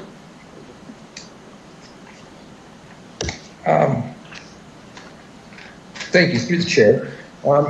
The housing incentive plan sometimes is applied to houses that are very economical to buy.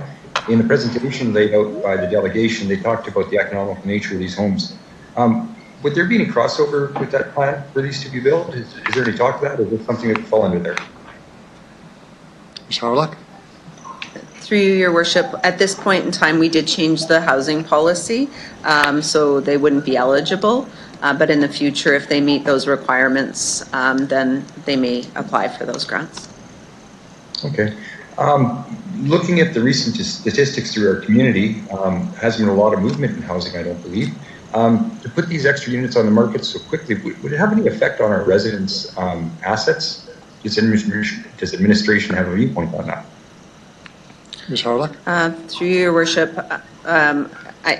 do you mean that bringing too many houses to the market and reduction in housing values? That's exactly what I mean. I can't say that would, I don't have that information with respect to that. We let the market to take whether or not they have the market to bring on new housing. Okay. Councillor Massanelli? Just a comment. I felt that way myself. In listening to the delegation, it became evident that they had much more to lose by not selling homes at cost in their asset of land that they've invested in. And I'm almost wondering if this is a form of uplifting that. So just something I've never heard from you before. Thank you. Thank you for that. Councillor Bresciani. Thank you, Your Worship. I do have a question in regards to the density. In the OCP, what is the percentage of density that we're supposed to adhere to now through the chair? Ms. Harlock? Through you, Your Worship. So the policy talks about 50 persons per hectare on gross. So we look at a whole area overall with respect to different housing forms, and that it should meet that gross target. Okay. Councillor Bresciani? One of the things that thank you through the chair. One of the things that I have been hearing also out there is regarding the higher density, and that there's an over surplus of the higher density that's been built. And people are saying, no, I don't want that. I want something like they're building here. Single, multi-family. And I know I've talked about this going in the towns and other areas. There's a real demand for that. And as Councillor Flagle mentioned, the bungalows. We're talking about people, seniors or whoever, that want to get into the next home. Doesn't have to be big, but they can't do a lot of stairs. So, but the density sometimes worries me, because we're putting a little pressure on to say we have to reach a certain density. And you heard the developer say today, we're kind of still within that density.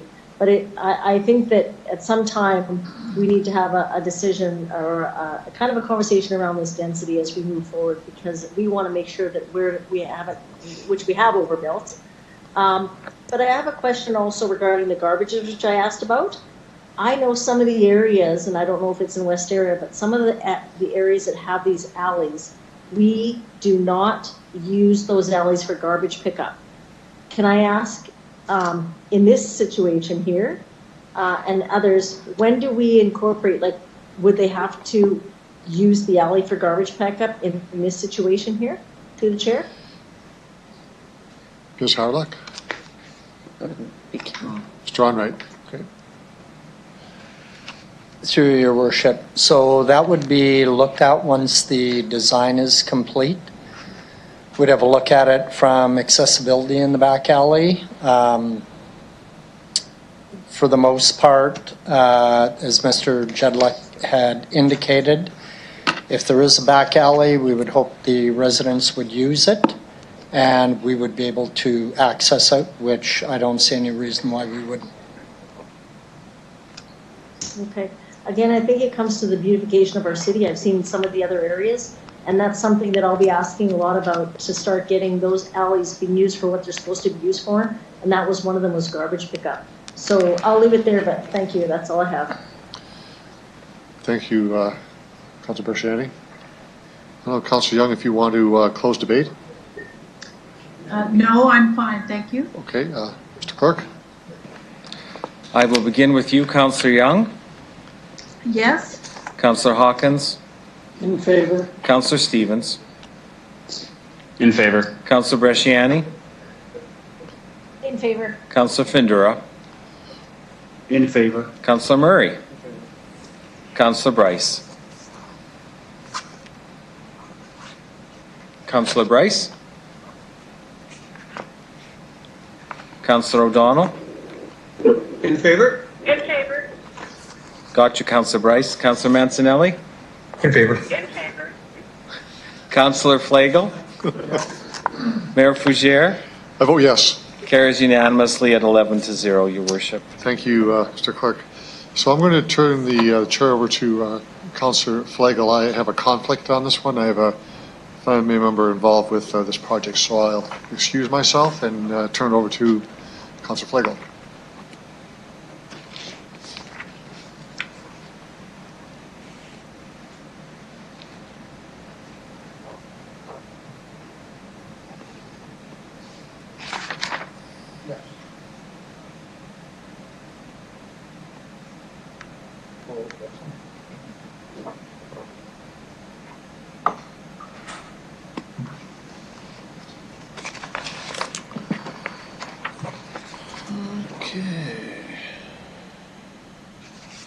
Welcome, everyone. Okay, first order of business. We have to receive and file delegation D20-50. If someone could do that for me, please. So moved, Bresciani. Councillor Bresciani. Seconded, Councillor Stevens. Second. Any opposed? Thank you. We can now move forward to delegation 20-51. John Pearson.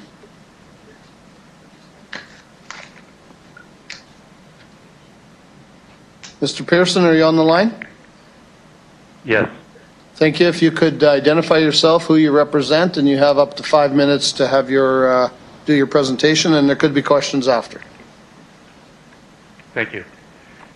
My name is John Pearson. I'm with Shindico Realty, ICI Properties. Good afternoon, Your Worship, City Council, City Administration. We appreciate the opportunity to present our application to City Council for the rezoning of the property at 221 Winnipeg Street to contract zone. The property is located in northeast Regina. It's at a strategic location, Winnipeg Street North and Ring Road interchange, which provides easy access to regional transportation corridors.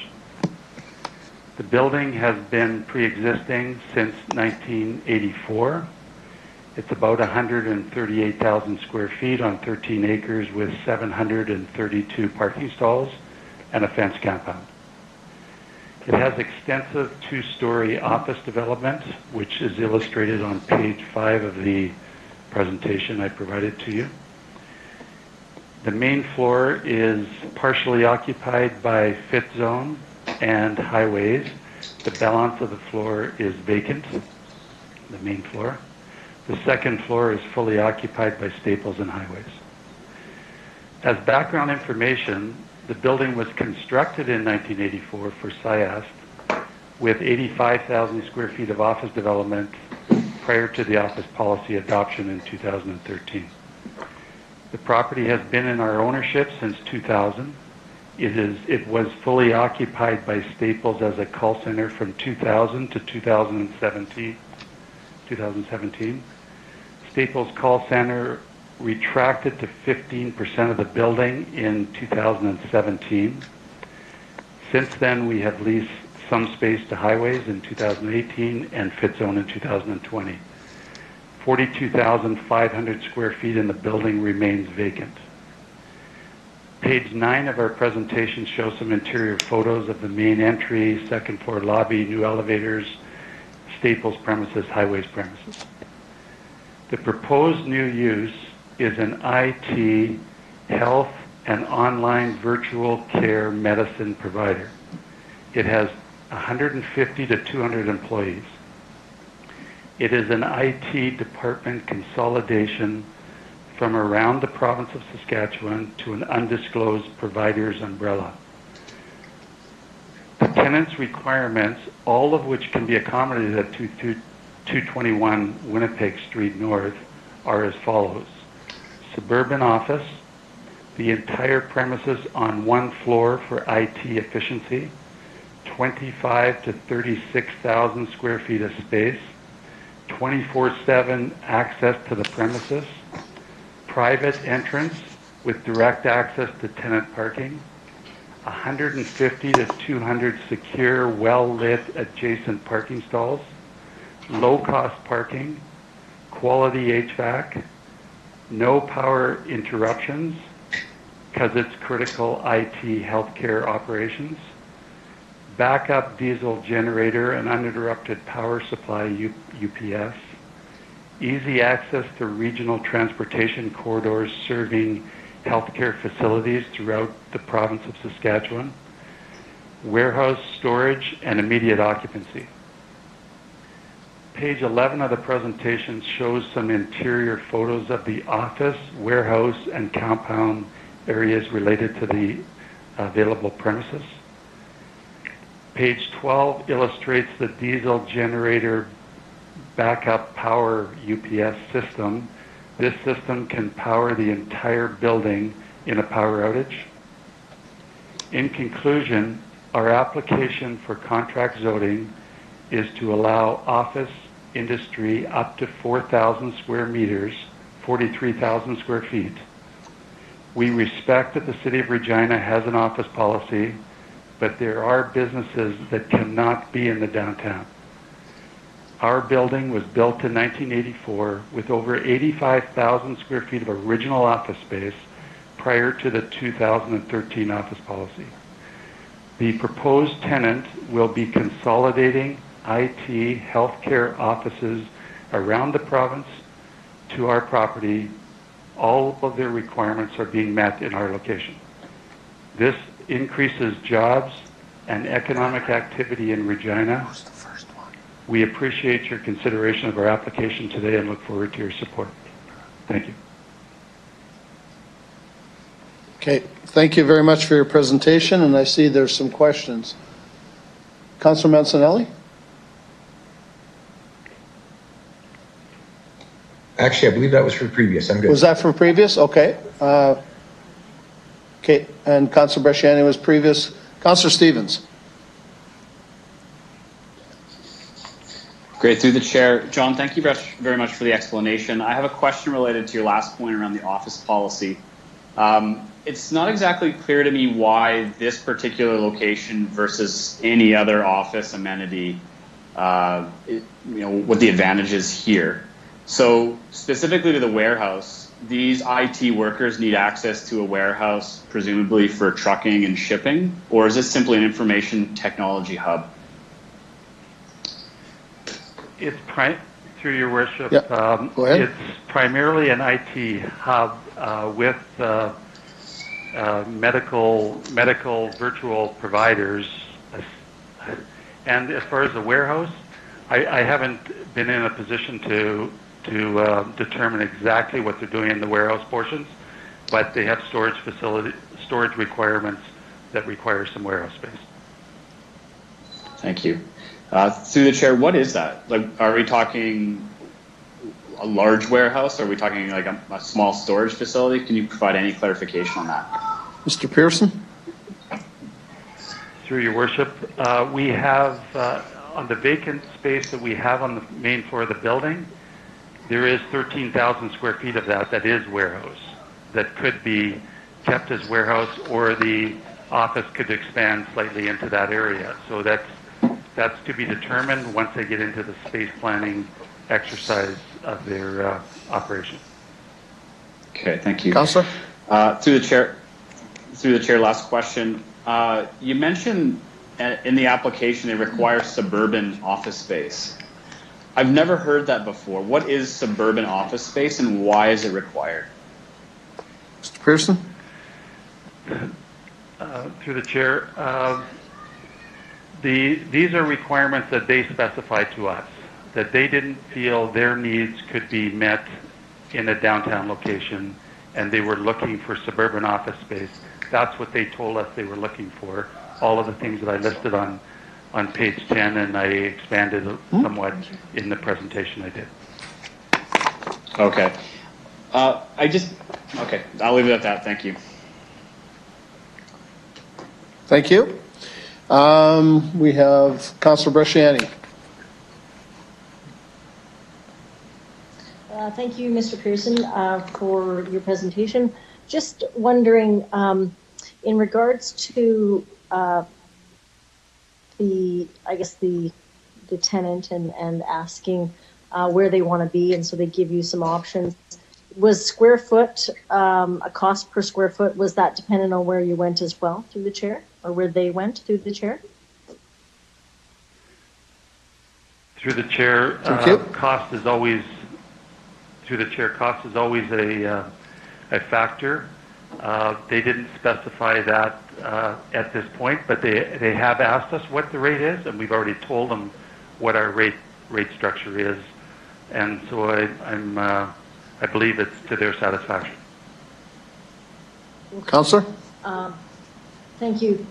Through the chair, just though that going downtown was not an option for this company. Is that accurate? But was it square foot, or was it just the amenities within the buildings? Mr. Pearson? It's through the chair, it's a combination of factors. The extent of parking they require is not available downtown for this type of space. And also, they brought up the aspect of cost of parking. They wanted to know what our cost was. And for instance, we charge $40 per month per stall, and downtown it's about $150 per month per stall. And they quickly did a calculation that there was an annual saving of about $264,000 a year by having a suburban location for this operation. But it's also the proximity of the parking right to their door, well lit, a lot of female, and not just female, but a lot of people coming out at all different hours of the night that need to have the parking very close to their private entrance. Councillor Bresciani? Awesome. And the last question, economic development that will be incurred by this company coming here. Can you just elaborate a little bit on that? Through the chair, I've sort of laid out as much as I'm authorized to say. That there's confidentiality, obviously, but from an economic development perspective, what I was stressing is that they're consolidating from locations around the province to Regina. So these are people moving into Regina, hopefully buying houses and becoming citizens of the community that may not otherwise be there. And so there's the economic growth from that. And they're consolidating for efficiency reasons into one location. Great. Awesome. Councillor? And do you think that, last question, this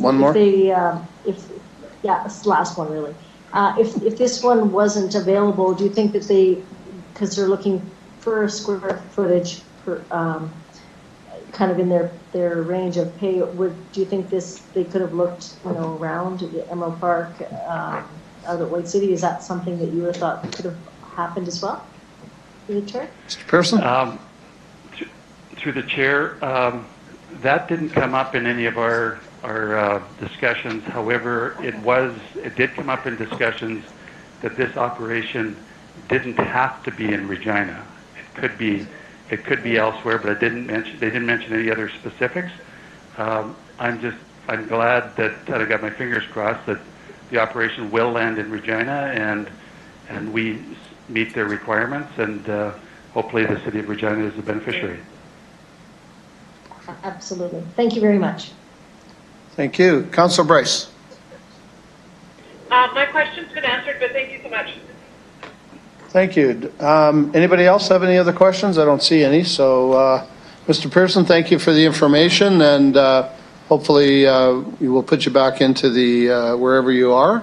And we'll go. Councillor Young, did you have a question? You're back on video. I'm just ready. I'm just ready to bring this to the floor. Oh, I see. Okay. Thank you. Thanks again, Mr. Pearson. We'll be in touch. Yeah, Councillor Young, go right ahead. Mr. Chair, I bring to the floor CR 2051, which asks Council to approve application to rezone the property at 221 North Winnipeg from industrial light zone to contract zone to permit office industry as a land use at this location, and the maximum of 4,000 square meters of office industry. If I could have a seconder, please. Seconder, please. I'll second that. I'll second that. And then I would, okay, thank you. Yeah. And then I would like to provide some more information if I could, Mr. Chair. Sure, go right ahead. Okay, so the current zoning for industrial light zone office space industry greater than 1,000 square meters or so over 1,000 is not in the bylaw at the present time. The amendment to the OCP was passed by Council in January 29th, 2020 to allow for medium office for industrial users as a discretionary use. That's gone to the ministry and it just came in as approved, but the amendment to the zoning bylaw making it discretionary has not yet come forward for approval, which is why it's being brought forward as a contract zone to meet an immediate demand for land use. And the contract zone, as we know, is used to carry out specific proposals authorized by Council. So I turn it over to questions, Mr. Chair. Okay. We have, and Councillor Stevens. Great, thank you. So presumably when we're talking about discretionary use, it's a matter of balancing different interests. To administration, can you please tell me how this aligns or doesn't with the existing office policy? Judith Versa had some concerns. Where does the existing bylaw stand, and what should we be considering in this discretionary use application? Who's going to answer that? Ms. Hawryluk? Yeah, through you, Mr. Chairman. So when we got the application, we looked at it under the office industry definition.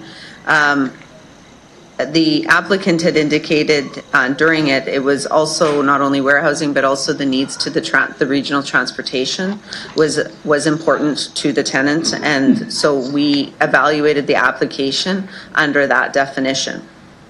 As Councillor Young had indicated, the office policies and these definitions were brought into effect, well, by the ministry recently, but by Council in a bylaw amendment in the new year. And this is to allow for Council to have the discretion to look at these applications where they're between 1,000 and 4,000 square meters. Because before that, we didn't have that discretion. And so during our initial consultations with the industry, they wanted a little bit more flexibility with respect to being able to evaluate different applications. So that's why those definitions came into play. So when the application came in, we were evaluating it under those proposals. The OA zone is the office area policy, which is a different policy all in itself. And so right now there is maximums with respect to, or thresholds with respect to when a new OA zone can be established in the city. Right now we only have two. One is in Harbor Landing and one is in Hawkstone. Hawkstone never started. It hasn't started. And the Harbor Landing, because of the ratios with respect to the vacancy rate. So the vacancy rate didn't really apply in this case because it's not tied to the vacancy rate, but we did do a calculation, and should it, if you were to look at this building, how would it affect if we were taking out tenants from the downtown? It would affect it by going from 12.2% to 12.9%. But our understanding, having talked to the proponents, they have said that there is no loss of tenants from that downtown area. This is a different type of proposal with respect to that. As I indicated at RPC, the office policy is a controversial policy with respect to these things. And at council, we did tell council that we were going to continue our conversations with the office industry, because there is suburban office groups and then the downtown office groups. And we need to be able to balance those interests in a fair and equitable way, but also recognizing our economic development policies within the OCP. So how do we balance economic development with other policies within our OCP that talk about protecting the downtown? So those are the things that we're trying to balance when we go forward. So our plan is to continue those discussions and those dialogues in the new year with the interest groups around this. Thank you. Councillor Stevens? Yes, thank you through the chair. What do we know about the price difference between the class of office space downtown versus what they're describing as suburban? The reason I ask that is, could this simply be a way of finding less expensive office space somewhere else, and including in this application a whole bunch of provisions that might make it look like they actually need somewhere different? So could this just be a matter of price and lease agreements? Ms. Hawryluk? Through you, Your Worship. I don't have that information, and of course the differences, they do vary depending on the classes with respect to that. No different than industrial buildings, what they'll rent out at a square foot basis, and of course what improvements do they need. So when companies are coming, they do have their set criteria and their thresholds, and then of course the different business owners are bidding against to meet those requirements. So I think one of the things that came up, I sit on the Regina Downtown bid, and we had a discussion about this yesterday, and Councillor Flago was there also. I think one of the things we hear a lot about is the parking in the downtown, and one of the things that came up was maybe we should revisit what those parking requirements and policies are in the downtown, because too often that's one of the reasons why. And so I think that's something that I'll take away. And I actually said that at the meeting, that I think it's a discussion we should have at the RD bid about the parking policies within their neighborhood plan. Okay, thank you. Councillor Stevens? Just a remark going forward. I understand that there are proprietary issues, but my concern would probably be alleviated if the actual applicant was here to answer some of the details. I'm not sure I can support. There's a lot of uncertainty that I have about this and whether or not just trying to dodge around an existing policy. So I'll leave it at that. But thank you for expressing how we're trying to balance different interests here. Thank you. Councillor Bryce? Thank you. I think this is a good use of the building that's sitting there vacant on Winnipeg Street. I'm in favor of this, and I think that having access to the ring road right there and deterring 200 cars from going downtown every day for work is ideal to me. So I think this is a good use of the space that's already there. And that's what I have to say about it. Okay, thank you very much. Councillor Brasciani.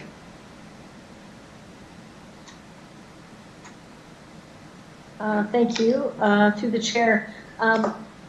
We just had some discussions not too long ago about the whole policy and the new zoning bylaws about industrial lands and how they need to be protected. And I just, can administration just elaborate now when we're looking at this, how this differs from that? Sarluk? Through you, Your Worship. So we have the office industry definition that went in. So when we evaluated it, it was felt that this building and this use, and it's in the IL zone, I believe, met those requirements. So I'm not exactly sure. Maybe you could rephrase your question. Councillor Bresciani, could you ask the question again? Differently, maybe? Yeah, just when we talked about the industrial land and when we were doing the zoning, it was kind of talked about that when we talked about businesses in those lands, that we were kind of told that some of the the lands, the industrial, light industrial, this is light industrial, this industrial land has to be protected.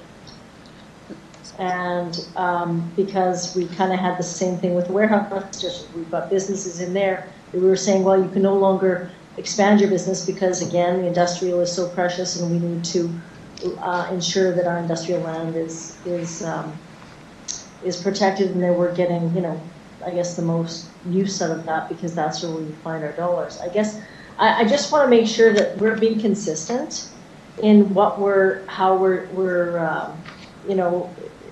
in regards to looking at these policies. And I know that there's always some differentiating depending on who's coming forth. I do support this. I will support it because I think there is some economic vibrancy here. But I think we have an office policy. And I think one of the concerns I have is that how do we balance that office policy with now, if we open up this one, what will be the next one coming forward, but still ensuring to protect the vibrancy downtown in the office policy? How is administration going to do that? So through you, Mr. Chairman, so when we evaluated it, we felt it met that definition for the land use, which is a discretionary use in the IL zone. So for this application, we evaluated it against that. What we were talking about in the zoning bylaw was a little bit different with respect to what you were speaking of with recreational businesses. In this case, No. Okay, I'm sorry. I thought that's what you were referring to during the zoning bylaw. Yeah, no, it wasn't the recreational. No, sorry, it wasn't the recreation. It was the actual businesses that could not expand in the industrial area. They are there now, and they could not expand if it was. And so it was really, we had a long discussion about preserving our industrial lands, because that's where the city and we kind of want to also, we've heard this many times, to ensure that we want to keep our vibrancy, our downtown, with it's almost a 13% vacancy rate. I just, again, so the last question I have is, so when we have things like this come forward, is the Regina Downtown bid, are they consulted, and is that how this works, or is it just goes and moves forward through the chair? Ms. Harlock? Through you, Mr. Chairman. So because of the controversy on the office policy, and this was a new policy in the industrial zones, we did circulate it, as the report indicates, twice to the downtown bid and got no response. So we didn't get a response until last week with respect to it. So yes, they were circulated asking for comments, and we never received any until last week. Okay, fair enough. Councillor? Good. Well, again, I will support this. There is some economic and some job creation, and I'll leave it there. Thank you. Nobody else with questions? So may I close, Mr. Chair? I have a couple I'd like to ask first. Okay. All right. I will, and right away. The whole discussion about this, I think there was a bit of a misconception as to how this was all rolled out. And it's by no means a slam against anything to do with downtown, because we're trying to promote it, and we're trying to build around bringing things into the downtown area, not necessarily right in downtown, but around it. But what's kind of ironic is that Sask Energy took their service center, right off of Winnipeg Street, built a $50 million building in Emerald Park, and nobody said a word. And now we're bringing in 200 people to an area that's needed, and there's congestion and there's confusion. So I think we need to build. And one of the developers, I have to give him credit, as upset as he was, he actually did say, he said, look, I'm not against these guys at all because they are bringing business to the city. They're just wanting it in their downtown, and I don't blame them. I don't blame them for being that way. He was upset, but I think after we had the discussion and there was a little bit more clarity in there, he was a lot better. And I mean, these people were not coming downtown anyway, at all, ever. And I think once he heard a few things about amalgamation, about people moving into one spot, the parking, the transfer to the highway, easy access, north, south, everywhere. The one question I do have is that nobody's allowed to say confidentially in terms of what Mr. Pearson said, but when does it become, from the city's point of view, when do we know, and we just can't say, when do we know who this is? Because people are always wondering, well, they're building a building, and then anybody could move in there. But obviously, legally, we will know at some point and then approve an occupancy permit. Is that how it works? If I could, through you, Ms. Harlock? Through you, Mr. Chairman. So the tenant that's coming in, as Mr. Pearson said, they're still trying to meet all of the requirements. Right. And so that's why it's a contract zone. So we will have very stringent stipulations within that contract for that specific user. Should it not fall through, then obviously if a new tenant came, then they would have to meet the requirements of the IL zone with respect to that. But until the tenant makes the final decision to meet all those requirements, the name won't be released. Right. As far as the building, it's an existing building. So the only building requirements that they would require is tenant fit-ups. And then, yes, there would be the occupancy permit at that stage. Yeah. I think as a city, we also have to remember, and it was announced, and the provincial government was saying at some point they'll amalgamate everything to the GTH. Well, if we look at the warehouse district, there's 9-10 city blocks of SaskPower transformers, and now we have the Sask Energy building on Winnipeg Street is sitting vacant. I mean, we have a situation where we're going to be looking to bring businesses in regardless of what they are, and maybe this is a good time at that point. I mean, I know that the GTH talk is years away, but it's a potential, and we have to be ready for it. And as one person said, I mean, this might be a time to retool the warehouse district when that happens. So, I mean, that's one of the phases. So, yeah, I'm good with this. If there was any way that this could go downtown, I'd say maybe not. But I think this is the right fit, and it's a good space for these people, whatever that happens to be the business, and we'll find out at some point, hopefully. Thanks. Councillor Young, close the debate, please. This passed Planning Commission 10-1, so I ask for concurrence. Oh, thank you. Mr. Clerk. Thank you, Your Worship, or Mr. Deputy Mayor. I will start with you, Councillor Young, please. Yes. Councillor Hawkins. In favor. Councillor Stevens. No. Councillor Bresciani. In favor. Councillor Findura. In favor. Councillor Murray. In favor. Councillor Bryce. In favor. Councillor O'Donnell. In favor. Councillor Mancinelli. In favor. And Councillor Flagel. Yes. It passes 9-1, Mr. Deputy Mayor. Thank you, everyone. Now we want to move into the bylaw. Councillor Murray, take my position as, and I think we're going to. Sorry, Councillor Young. On the agenda, we have the Rosewood Lane access overlay before the bylaws. Oh, sorry. Yeah, I'll let the city clerk explain what's going to happen. So to Councillor Young and to the other members of council, we are going to deal with the associated bylaw with respect to 221 Winnipeg Street North. so that we can avoid having to call the mayor back in and then for him to have to recuse himself when we cover the bylaw in a few minutes. Sorry, I should have explained that. Good. Councillor Murray. Through you, Mr. Chair, I move, seconded by Councillor O'Donnell, that bylaw 2020-37 be introduced and read a first time. Anybody opposed? That's right. It's carried. Councillor Murray. I move, seconded by Councillor Findura, that bylaw 2020-37 be read a second time. Anybody opposed? That's carried. I move, seconded by Councillor Mancinelli, that council hereby consents to bylaw 2020-37 going to a third reading at this meeting. Mr. Clerk. I will call on Councillor Young, please, for this going to third reading today. Third reading of this. Which requires unanimous consent. Councillor Young. Yes. Councillor Hawkins. Yes. Councillor Stevens.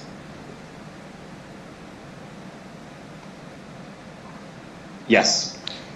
Councillor Bresciani. Yes. Councillor Findura. Yes. Councillor Murray. Yes. Councillor Bryce. Yes. Councillor O'Donnell. Yes. Councillor Mancinelli. Yes. Councillor Flagel. Yes. Carries unanimously in the mayor's absence. Councillor Murray. Thank you. I move, seconded by Councillor Bryce, that bylaw 2020-37 be read a third time. Anybody opposed? Carried. Thank you. Okay, we'll get the mayor. We'll get the mayor back in and he can run through the rest of the bylaws. Thanks, everyone. Oh, yeah.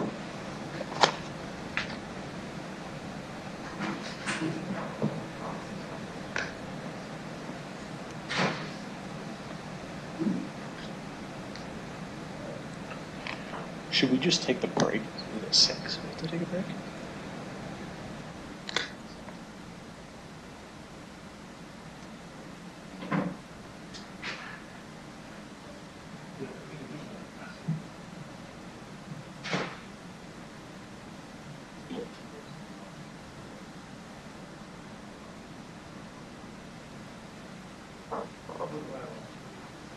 You done the bylaw? Good. Okay. Good. Thanks, everyone. So it's now 6 o'clock, and I'd like to get direction from council what they want to do. If they want to adjourn for the evening, or do you want to have a break, a recess for half hour for dinner, and then continue the meeting on till the end of the agenda? Just some direction would be helpful. I move a recess. Recess, okay. For a half hour? Sounds good. Seconder? Anyone opposed to that motion? I'm opposed. I'm opposed. Okay, let's do a roll call then. I'm opposed. No. Okay, we're going to do a roll call here. So with respect to Councillor Mancinelli's motion to recess this meeting for half an hour, I will start with Councillor Mancinelli, please. In favor. Councillor Flagel. Councillor O'Donnell. Opposed. Councillor Bryce. Opposed. Councillor Murray. In favor.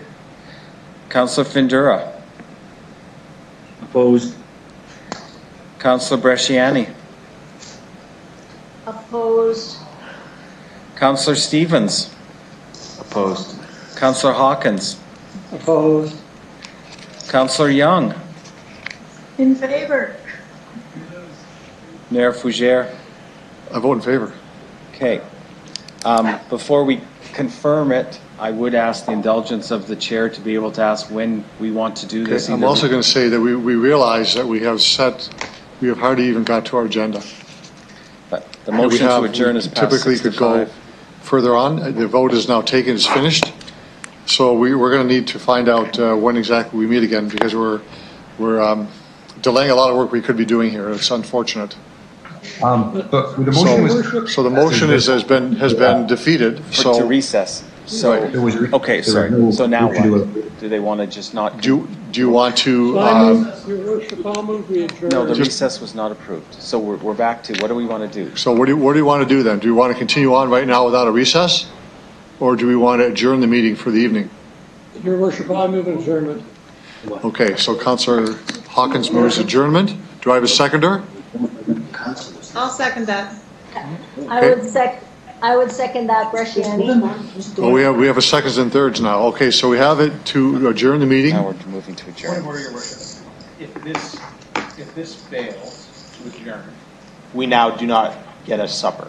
We cannot recess. No, Voted against one step at a time. One step at a time. Okay. This is to adjourn though.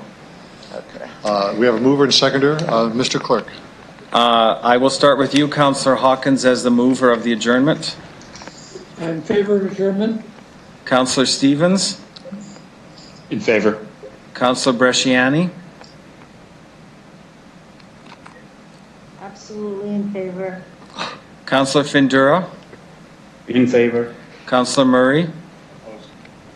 Councillor Bryce. In favor. Councillor O'Donnell. In favor. Councillor Mancinelli. Totally opposed.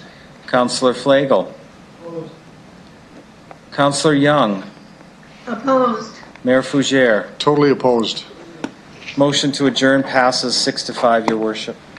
Okay, so we've created another day of work for ourselves. That's good. Very good. So let's look at when we can actually meet again. I'm going to have the clerk to expedite polling people for a meeting. I don't think we're going to get it done right now. But Your worship, I have a procedural point I want to make. Mm-hmm. Comment about your comment about us creating another day of work for ourselves. Yep. This was entirely predictable when we got the 1,000 pages of information to go through here. And I believe what's required is a little more realistic agenda management right off the hop so that we don't find ourselves continually in this situation. I just want to leave that on the table for those who are putting agendas together. Okay. There's a limit to the amount of work that can be done in any one session reasonably. I'd like to add to that. Hold on, just one moment, please. We're actually adjourned now, for one thing. But I don't want to debate, so I'm only saying we have an opportunity for a couple more hours' work to move forward on getting this agenda down. There's some things that are important that we should be getting through, and I agree. It's a daunting agenda. I totally agree with that. I would not say that for a moment, and I think we all realize we would not get through the entire agenda today. I'm just saying that we have an opportunity to work for a few more hours to get more work done. That's my only comment. Okay, so I'll have the clerk